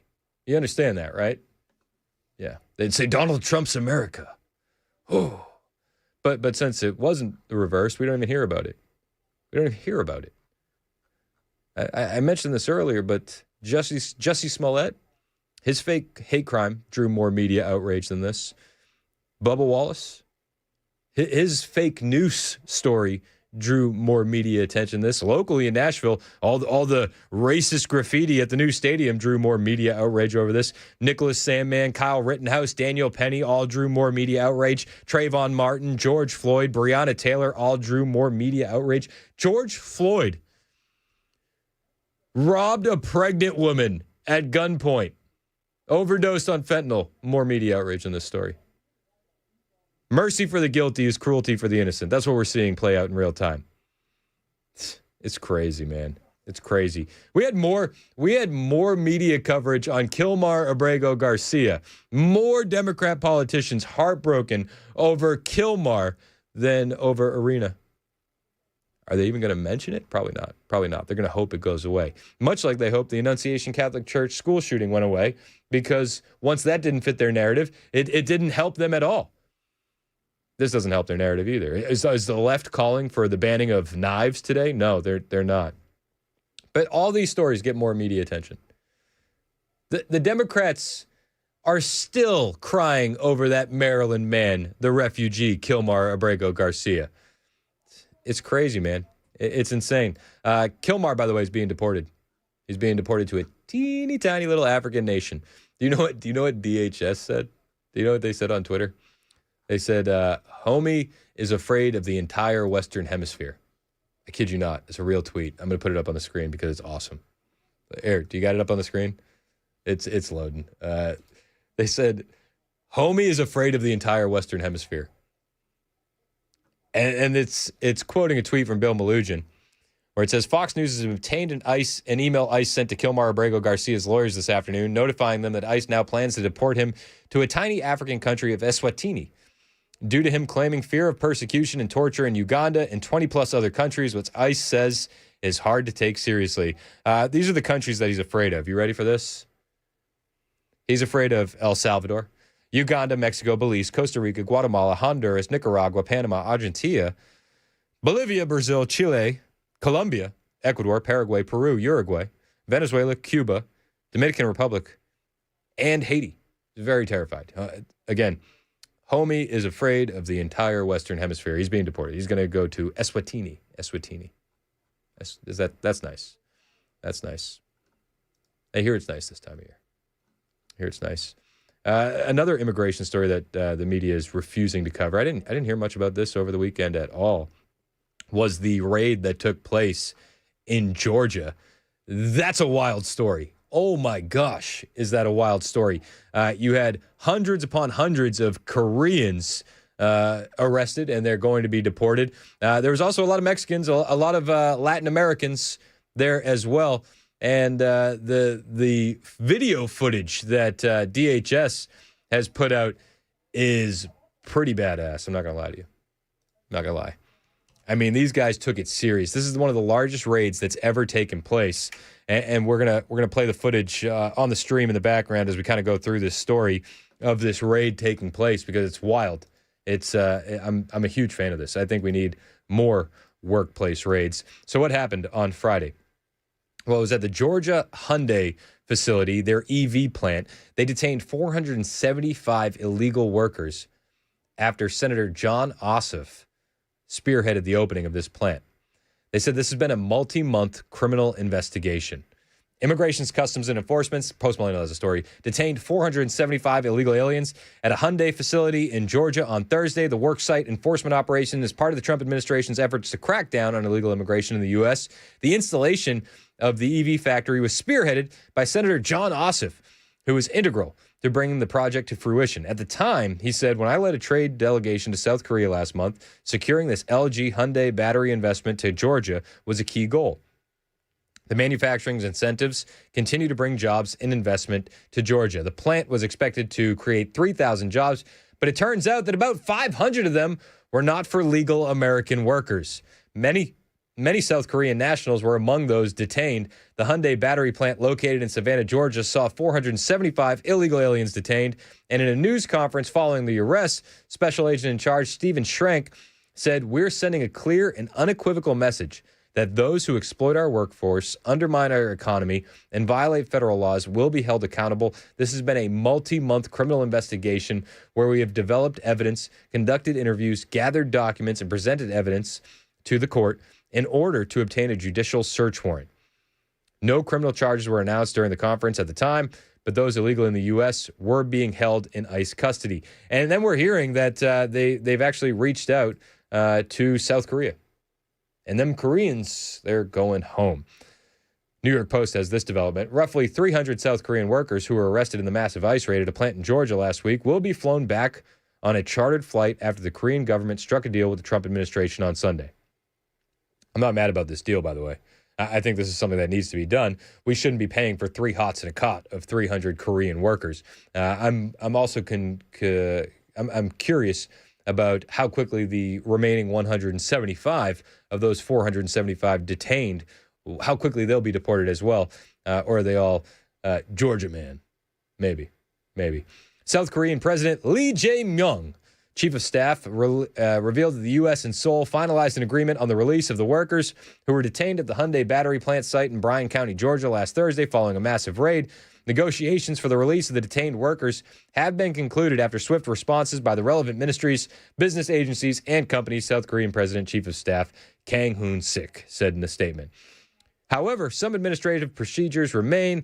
Once they're completed, a chartered plane will be departing to bring back our citizens Total of 475 were detained in the raid, 300 of whom are believed to be Korean nationals. The Hyundai megaplant is still under construction and is part of a collaboration between the automaker and LG Energy Solution to produce batteries for electric vehicles. LG Energy Solution claimed that many of its employees who had been detained during the raid had various visas or were operating under a visa waiver program. U.S. immigration officials dubbed the raid the largest single site enforcement operation in the history of Homeland Security investigations. It's part of the Trump administration's massive immigration crackdown across the country, with officials mandating at least 3,000 arrests per day nationwide. I'm a huge fan of this. I'm a huge fan of countries investing in America when those jobs are created for Americans. And if you're creating 3,000 jobs, but 500 of those are going to illegal aliens, that's a bit of an issue. That's a bit of an issue. And the Trump administration is not going to take that sitting down. Huge fan. Huge fan. We're seeing a lot of immigration enforcement upticks across the country. We know that the Trump administration is suing Boston over their sanctuary city policies, and we know that ICE raids are currently ongoing. ICE has launched Operation Patriot 2.0 in Massachusetts, targeting criminal illegal aliens. Breitbart has the story. U.S. Immigrations and Customs Enforcement agents have launched an operation in Massachusetts to nab criminal illegal aliens as President Trump's administration works to arrest such individuals across the nation. Senior spokesperson for the Department of Homeland Security said ICE is calling the effort Operation Patriot 2.0. NBC Boston reported on this over the weekend, saying that they have a statement from Operation Patriot, saying that they have a statement from these officials, and they noted that the earlier effort, Operation Patriot 1.0, or just Operation Patriot, yielded 1,500 arrests in May. This is how the report put it. In the news statement, the DHS spokesperson, who didn't give their name, referred to the initial operations as a success and derided the so-called sanctuary city policies of Boston and its mayor, Michelle Wu, who's famous for no white Christmas parties. She had a Christmas party in 2024. She said, no white people, please. Michelle Wu is privileging criminals over U.S. citizens. Sanctuary policies like those pushed by Mayor Wu not only attract and harbor criminals, but also place these public safety threats above the interests of law-abiding American citizens. ICE is arresting sex offenders, pedophiles, murderers, drug dealers, and gang members released by local authorities, the statement said. Police officers in Boston have reportedly been defying Wu by secretly giving immigration officials information to help them arrest criminal illegal aliens, acting ICE Director Todd Lyons said in August, according to Breitbart News. That's fantastic. Need more of that.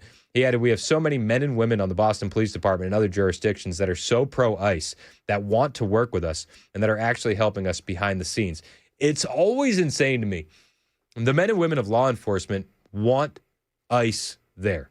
And you can rinse and repeat with any city. New York, Chicago, Boston, Portland, Seattle, Houston. I mean, we can go on down the line. All of the local law enforcement want ICE, want DHS. It's the liberal politicians that are getting in the way. And the Trump administration is not being deterred. And for that, we thank them. It's 11:21. This is Super Talk 99.7 WTN.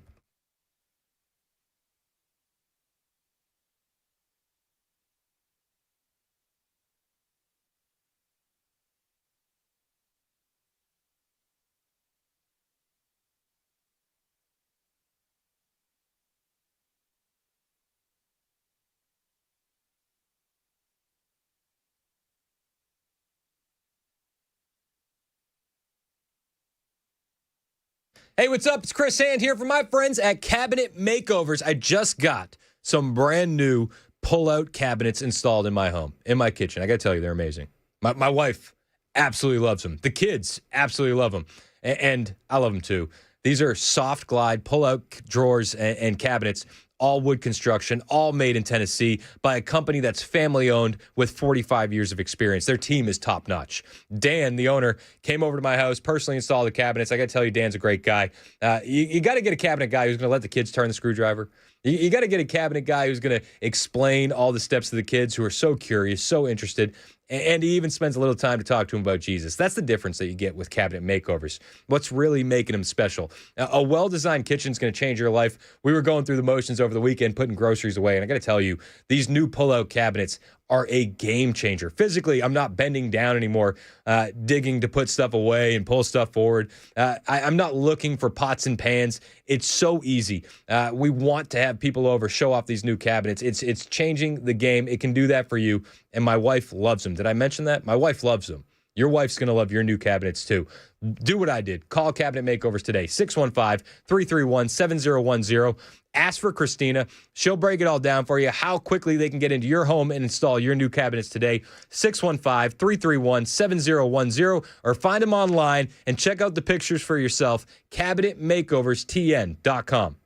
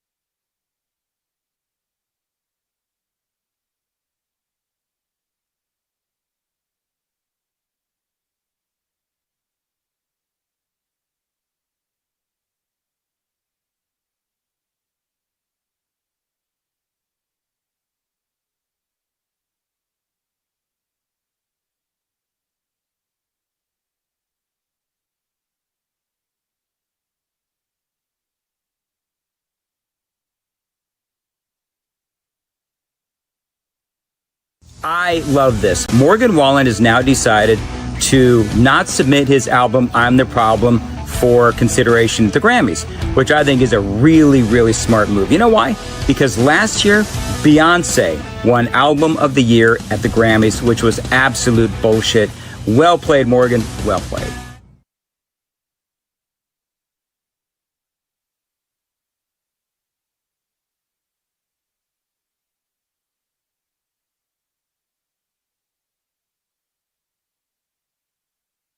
Should kids be on this platform, period? No, it's not worth it. It's only going to create headaches for you. Roblox itself, it is a predator haven. There are games on Roblox like XYZ Public Bathroom Simulator. That's about 7 million visits, and the whole premise of the game is showering together with kids.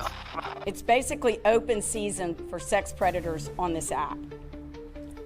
For this reason and all of the others that we've talked about today, Roblox is violating Louisiana law. If you join it, you're going to see predators, you're going to see naked avatars, you're going to see people peeing and all this sort of weird stuff. If I was a parent and I saw that, I would be outraged. I would be totally outraged. And parents aren't aware of this. Because there is so much content. Jury selection begins today in the trial of the man accused of trying to assassinate President Trump. This story and more at 11:30 on Super Talk 99.7 WTN. Thank you, Ken Weaver. 11:26, Super Talk 99.7 WTN. I'm Chris Hand. Show's brought to you by Better Water LLC, water filtration systems, water softeners, betterwater.com. I'm combing through the text line during the break. And we were talking about the Hyundai plant, the raid in Georgia. 0930 texted in, said, ICE needs to visit the stadium project here in Nashville. The job would stop. Yikes. I'm down for it. You down for that? We'll pay a little visit to Nissan Stadium 2.0. Yikes. I bet you they wouldn't like what they find. Oh, absolutely not. No, I wouldn't. All that money they're spending. I bet you a lot of those jobs aren't going to Americans. You're probably right. 615-737-9986 if you want to call in, text in. Got another text here. First-time texter, 9720. Says, my question about the drug boat that was attacked and destroyed. I'm surprised the ultra-left hasn't brought this up. If that boat was indeed loaded with drugs, and I believe it was, how many innocent fish are going to overdose and die, and how many are now going to become drug addicts? You know the dolphins loved it. You know they did. Oh, for sure. You know the dolphins are like drug addicts, right? Yeah, they get high all the time. All the time. Dolphins, most dangerous animal in the sea. I don't care what anybody says. Yeah, great white shark, they won't leave you with trauma like a dolphin will. Dolphins rape. Dolphins rape and dolphins do drugs. They what is it, a pufferfish? Yeah, they'll bounce them off their nose and like inhale the toxins because their body is too used to it that it doesn't affect them anymore. They love it. Yeah. Yeah. I bet you if any fish got high, it was dolphins. It's dolphins. Every time. Every time. Thanks for the text. As soon as I read it, that was the first thing that flashed across my mind was Flipper. They should have never let those kids near Flipper, by the way. No, absolutely not. Dangerous. Dangerous. Terrifying. It's a miracle nothing happened to those kids. Brian texts and he says, Cocaine Bear has a sequel coming soon. Yeah. Flipper gone wild. 8064, Gangbanger Dolphins. Yeah, it's the truth. It's the truth. Who surprised you? Nobody. Not me. Nope. We detail this stuff on the show. Yeah. We talk about the topics that the mainstream media avoids. You know what I mean? The important issues. The mainstream media never wants to cover what the Dolphins are doing. They'll tell you about a whale. They'll tell you about a great white shark,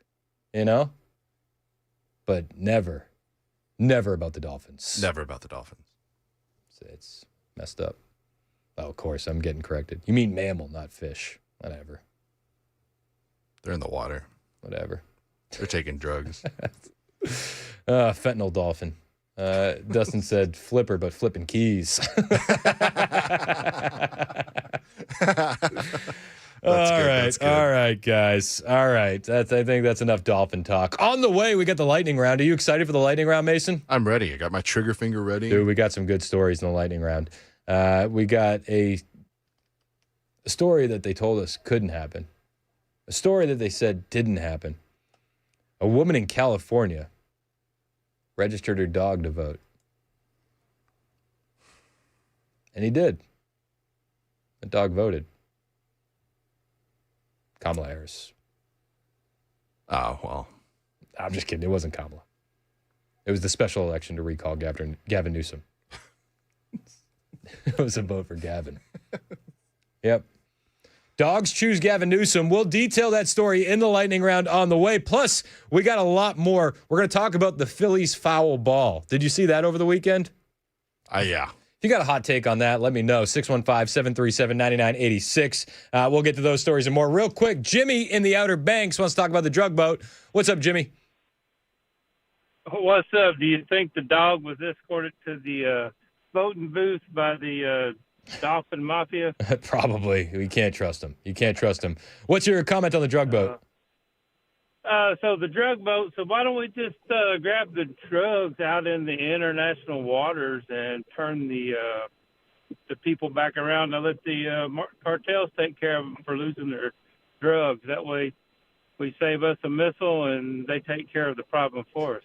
That's actually a hilarious way to go about it. So confiscate the drugs. Thanks for the call, Jimmy. Confiscate the drugs, send them back to the cartels empty-handed, and then the cartels will commit the killings. That's just crazy enough to work. Lightning round on deck. It's 11:30 on Super Talk 99.7 WTN.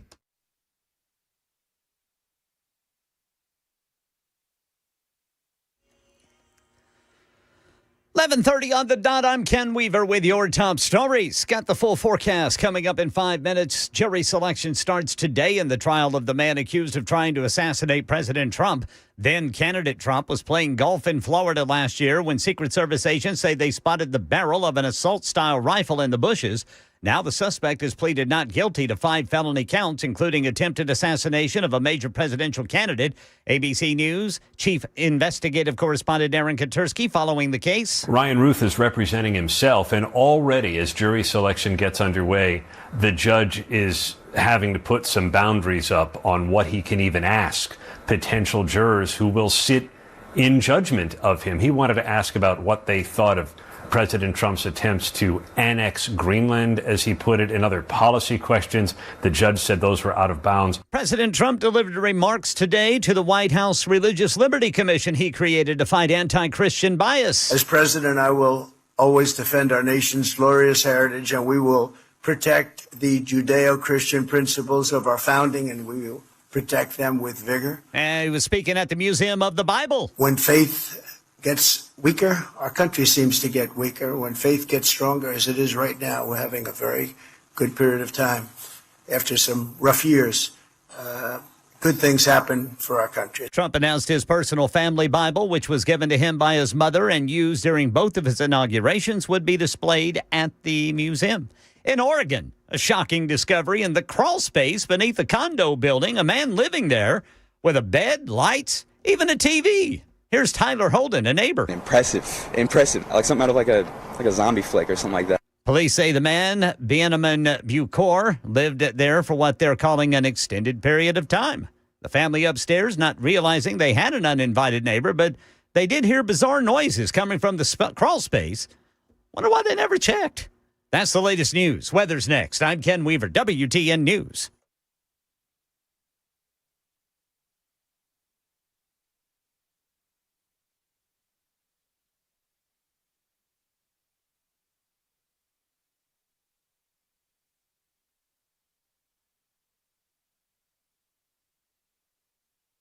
Hey, what's up? It's Chris Hand here for my friends at Zero Res of Nashville. And when we're in the middle of baseball season and two of my boys are dragging in baseball field dirt to my home, it used to make me lose my mind a little bit.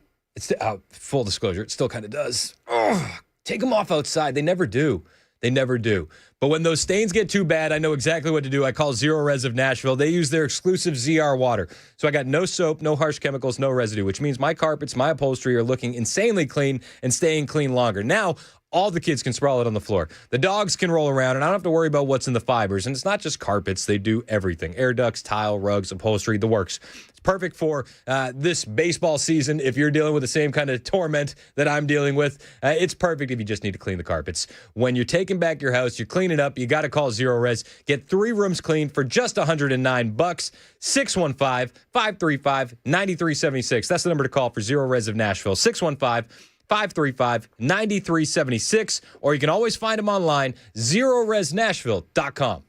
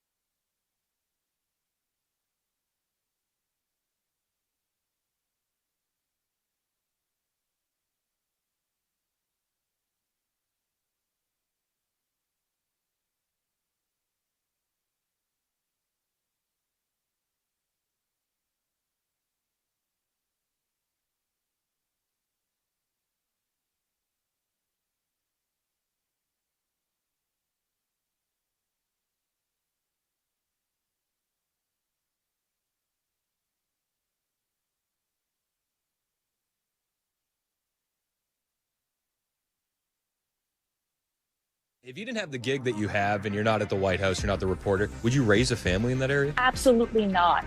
And either they're going to straighten their act out in the terms of government and in terms of protection, or we're going to have to federalize and run it the way it's supposed to be run. It's brutal out here. It can be really, really tough. I don't live in D.C. proper anymore because it's just gotten kind of out of control. It's gotten dirtier, it's gotten more crowded, and a lot more violence, as you just alluded to. But my first year living here, I was seeing a lot of that, and it grew very quickly. So I moved here, I would say, in 2023.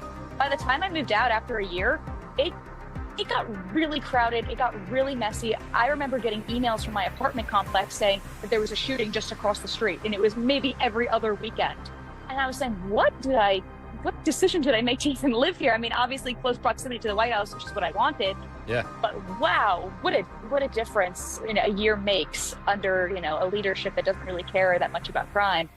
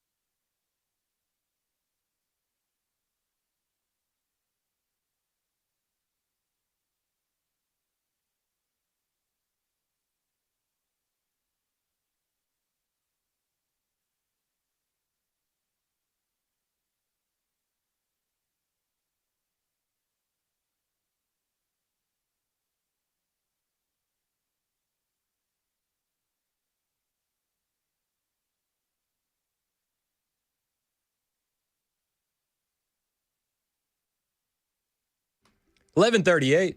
Super Talk 99.7 WTN. Hey, how are you? It's Chris Hand. Show's brought to you by our friends at Better Water LLC. And you might ask yourself, you'd probably ask yourself this, why would I need a water filter system? I don't like them putting chemicals in the water that turn the friggin' frogs gay. It's definitely a reason. BetterWater.com. It's a pretty valid reason. It's funny again. It's funny again. I've been waiting for it. All right, so every day at this time, we run through some of the biggest stories that we didn't think could fill a whole segment, stories that we didn't get a chance to get to, and stories that nobody else is talking about. We like to call it the Lightning Round. It's the Lightning Round with Chris Hand. Every single day at this time, you want to add something to the Lightning Round? You want to talk about something that you've heard in the Lightning Round? 615-737-9986. Let's begin with a story in California for the first one in the Lightning Round. They told us that this was impossible. I just want to preface that with this. This is a remarkable story. We've never seen anything like it. There's no other cases of this ever happening like this ever. Okay? And if you think that people are doing this outside of this one story, you are a tinfoil hat-wearing conspiracy theorist. And I want to preface that with that, all right? Mason, if you think this is happening elsewhere, you're a lunatic. I already knew I was crazy. All right.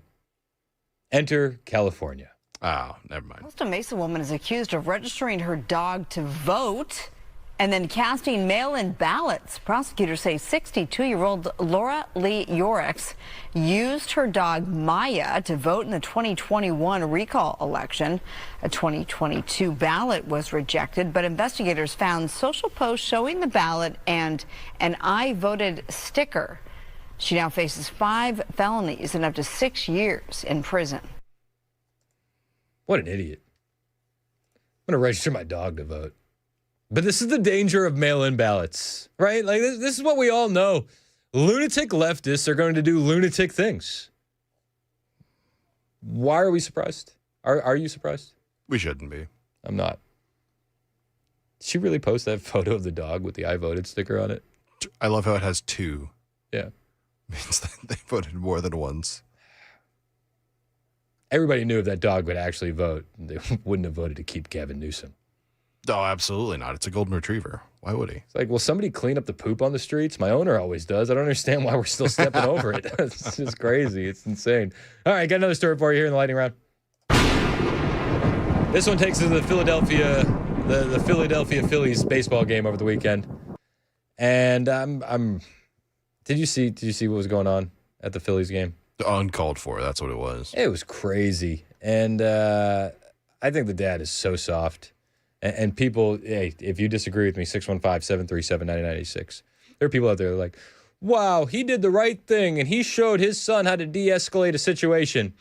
Because what happened was, at the Phillies game, there was a ball hit into the stands, as it tends to happen at the baseball game. And what happens when the ball gets hit into the stand? Well, at that point, it's every man and woman for themselves. Kids get disappointed by grown-ups. It happens. It happens. But here, when a dad gets his hands on the ball, this woman, this lunatic, never had the ball. She's very upset. Just a very, very upset woman with a haircut that can lead you to believe what her political ideology may be. I'll leave that up to you to decide. But the video shows her screaming and pointing in this guy's face after he gives his kid the home run ball. And he returns the ball. He gives the ball to the woman. I don't understand why. I have no idea why he did this. He should have turned his back and laughed and said, you lost. I won. But he gets frightened. The man gets frightened.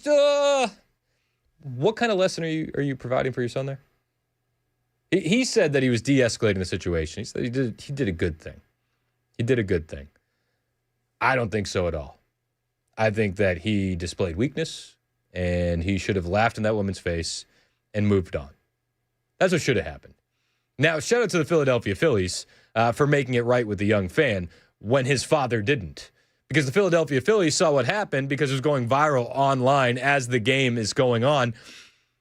and they hooked him up. I mean, they gave the kid everything. A bunch of home run balls that were used in the game. He got a signed bat from Bader. The kid got hooked up. The kid got hooked up at the end of the day. No harm there for the kid. But what's going on with the dad? What is up with that? For starters, you're not showing your kid anything when you frighteningly react to a woman like that. That's not showing any strength. And it was downright embarrassing. We're raising weak men with this kind of stuff. I'm sorry. If that happened to me and my sons when we went to the Atlanta Braves game a few weeks back, I would have went, ha, ha, ha, ha, ha, ha, and turned around. It's just no, move on. That's how you handle these lunatics in the wild. That's what I would have done. Ha, ha. Ha, ha, ha. Ha, ha, ha, ha. No. You can keep pointing. My son's keeping the home run ball. Thank you very much. That's how you properly handle that situation. Again, the only hero in this entire story is the Philadelphia Phillies. That's it. And shout out to them for making it right. Got another story for you here in the lightning round. Los Angeles Police Department has pulled LAPD officers from Kamala Harris's security detail after backlash. We've heard that Kamala Harris had her Secret Service protection canceled.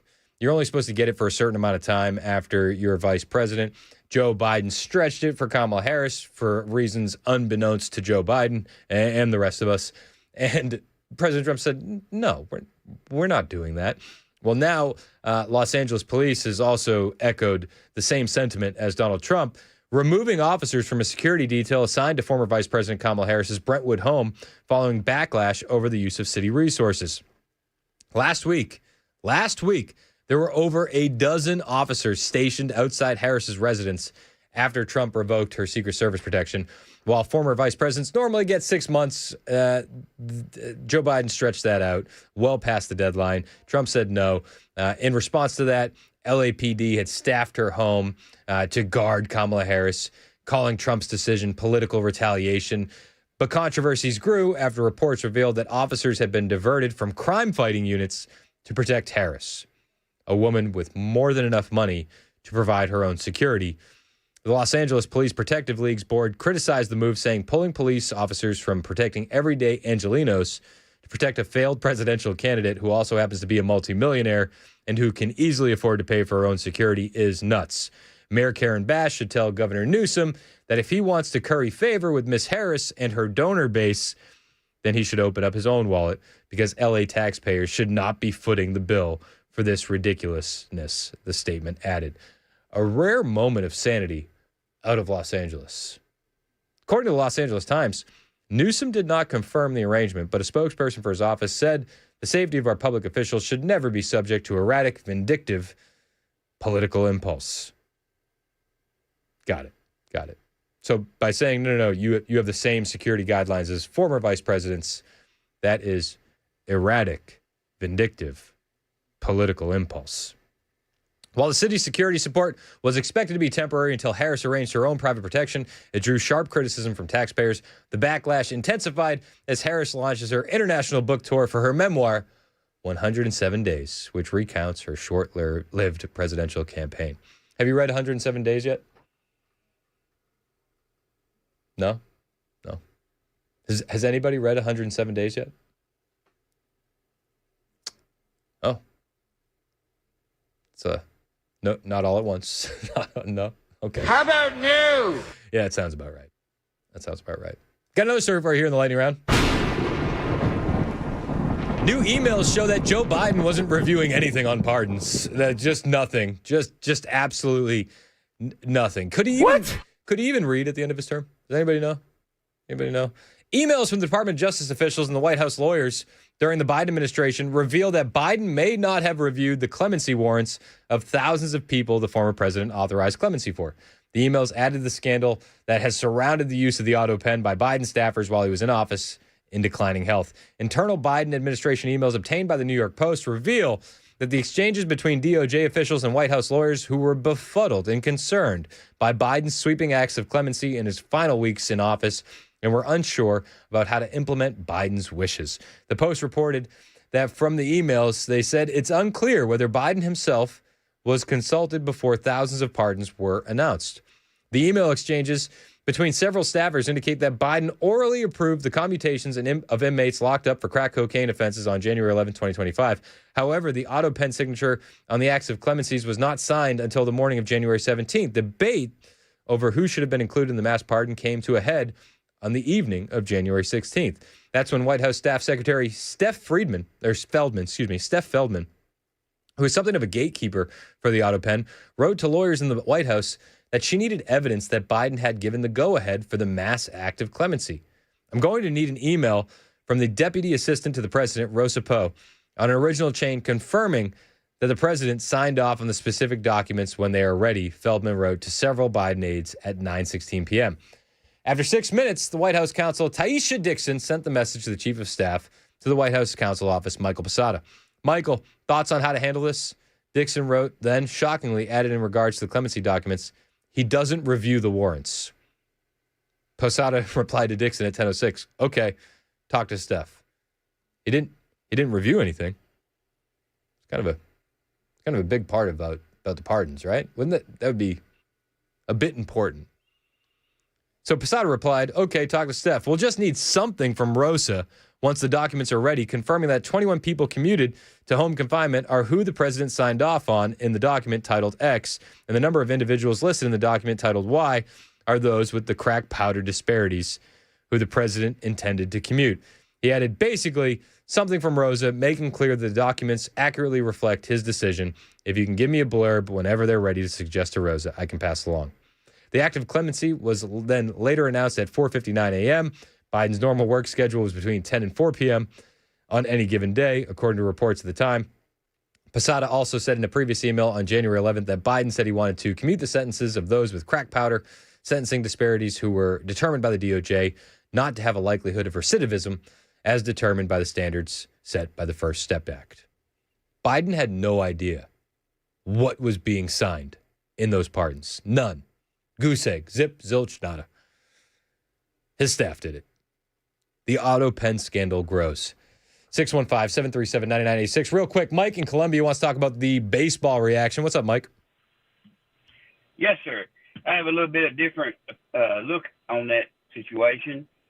The man was there by himself with his son, and this old world these days, you don't know what kind of crazy reaction you're going to get out of somebody. And if something would have happened that they would have hurt his father, then the child would have been there, like, seeing something tragic, or he could have been left there in a strange place until his parents got back there with him till, security or something had him. And that's just my thinking on that. He might have been thinking a little bit about protecting the boy a little bit. But I mean, totally maybe, but it was like a woman in her 60s with gray hair. Yeah, but you don't know who's crazy with her, and you don't know how them crazies are nowadays. But I still, you're operating, but you're operating out of a place of fear when you got a baseball that was hit into the stands. Like, that's weakness. Well, like, even if what you're saying is true and that's what he was thinking, that's weakness. Well, I see it as maybe somewhat of a weakness, but I also see it as a parent that's going to make sure ain't nothing going to happen to his child. I mean, Mike, maybe you're right, and I appreciate you calling in with a different take. 615-737-9986. That's the phone number to call. If you ever want to join the lightning round, you're always welcome. It's 11:52 on Super Talk 99.7 WTM. We'll check in with Chad Benson next, see what he's got coming up on to the Chad Benson Show right here on Super Talk.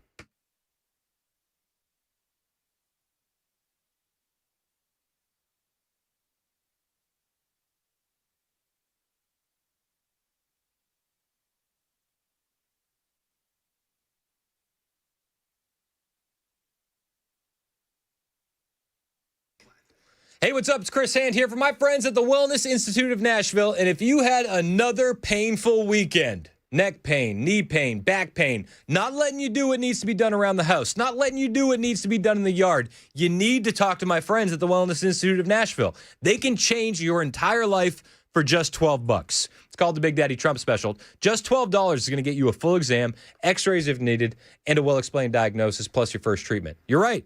Just all that for $12. Are you kidding me? Dr. Mitchell and Dr. Ashley are going to get you back to a pain-free life for only $12. And people say it all the time. Why didn't I come here first? Don't let that be what you say to Dr. Mitchell and Dr. Ashley. Go there first. Back pain, neck pain, sciatica, numbness, bulging discs. They'll treat it all with non-surgical spinal decompression, robot lasers, and even anti-gravity machines. What you won't find, surgery, injections, painkillers. It's time to grab your MRI, finally understand your condition, and fix it. The Wellness Institute of Nashville is going to help you with that. 615-246-5009. That's 615-246-5009. Or you can find them online, painisbad.com.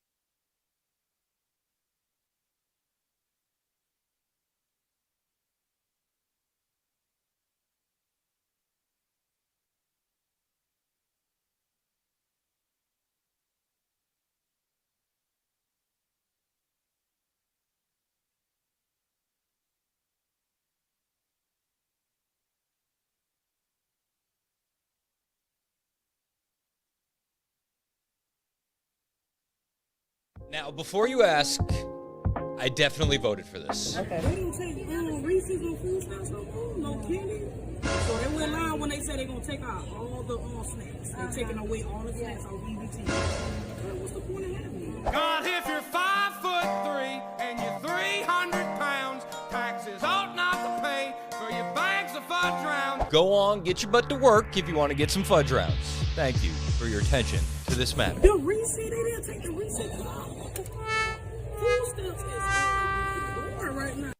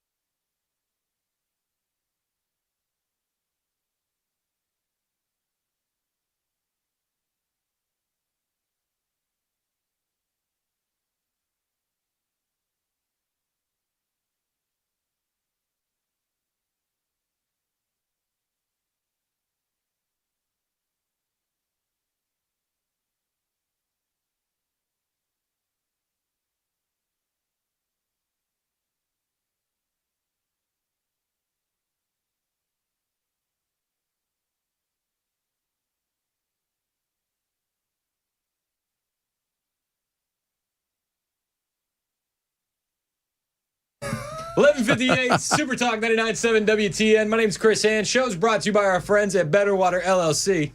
Water filtration systems, water softeners, betterwater.com. In studio with Chad Benson. Chad, how was your weekend, man? Good, quiet. Watched some football. Church, Costco, more football kind of thing. Which was the highlight? Church was good. Highlight was watching football, but pissed that I fell asleep last night with I'm going to bed. This game's over. There's no way the Bills are coming back from this. 40-25 with 8 seconds left. 41-40. What the heck? So insane. I didn't watch any football over the weekend. So you had baseball. We were doing baseball. Yeah. Baseball all day. Yeah. Watch college football. Watch some pro football. It was just a relaxing weekend. I need that. Yeah. So that was good. It's good time to defrag. You try to, right? I even told my wife, I said, I don't even want to know what's going on unless it's, trust me, people will text me if it's that crazy. Yeah. Yep, they will. What's your take on what happened in Charlotte, North Carolina on that light rail? Why is Crazy out of jail? Honestly. His mother tried to have him committed. He had a hearing. He's schizophrenic. He is not well.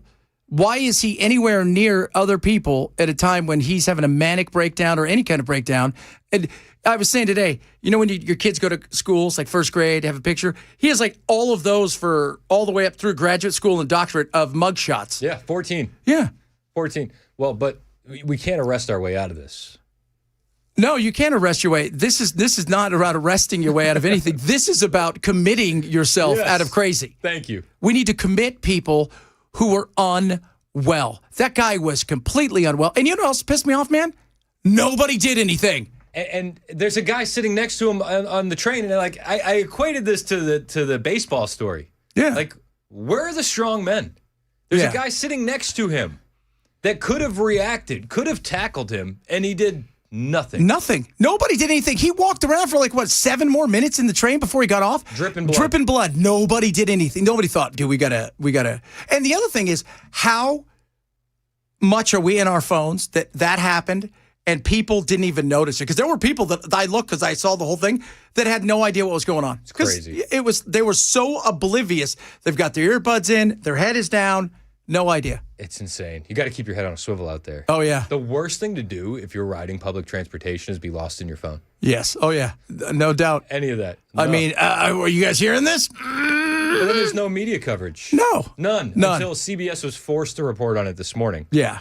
There's more outrage for Nicholas Salmon. There's more outrage for Bubba Wallace's noose. There's more outrage for Jussie Smollett. There's more outrage for George Floyd. There's more outrage for Breonna Taylor. Remember Daniel Penny? Yeah. All that stuff? Way more outrage. You know what he would have done? Stop. Well, he may not have been able to stop what he did, but he would have taken him down. Yeah. Nobody did anything. It's sad. That was even worse to me. As bad as this thing, the horrific was, the fact that there was opportunities to do something, make something. You weren't going to stop what he did, but you could have, after that, took him down, and nobody did anything. You could have tackled him after the first stab. Yeah. That could have been the difference, man. Yeah. But it's hard when you're looking the other way, got your head in the phone, and your earbuds on. Ooh, I don't want to involve myself in this. Yeah. Could or get don't messy. even know what's happening. That's the other thing. How do you not know something's happening? It's crazy. It's crazy. Chad's in next. 12:01, Super Talk 99.7 WTN.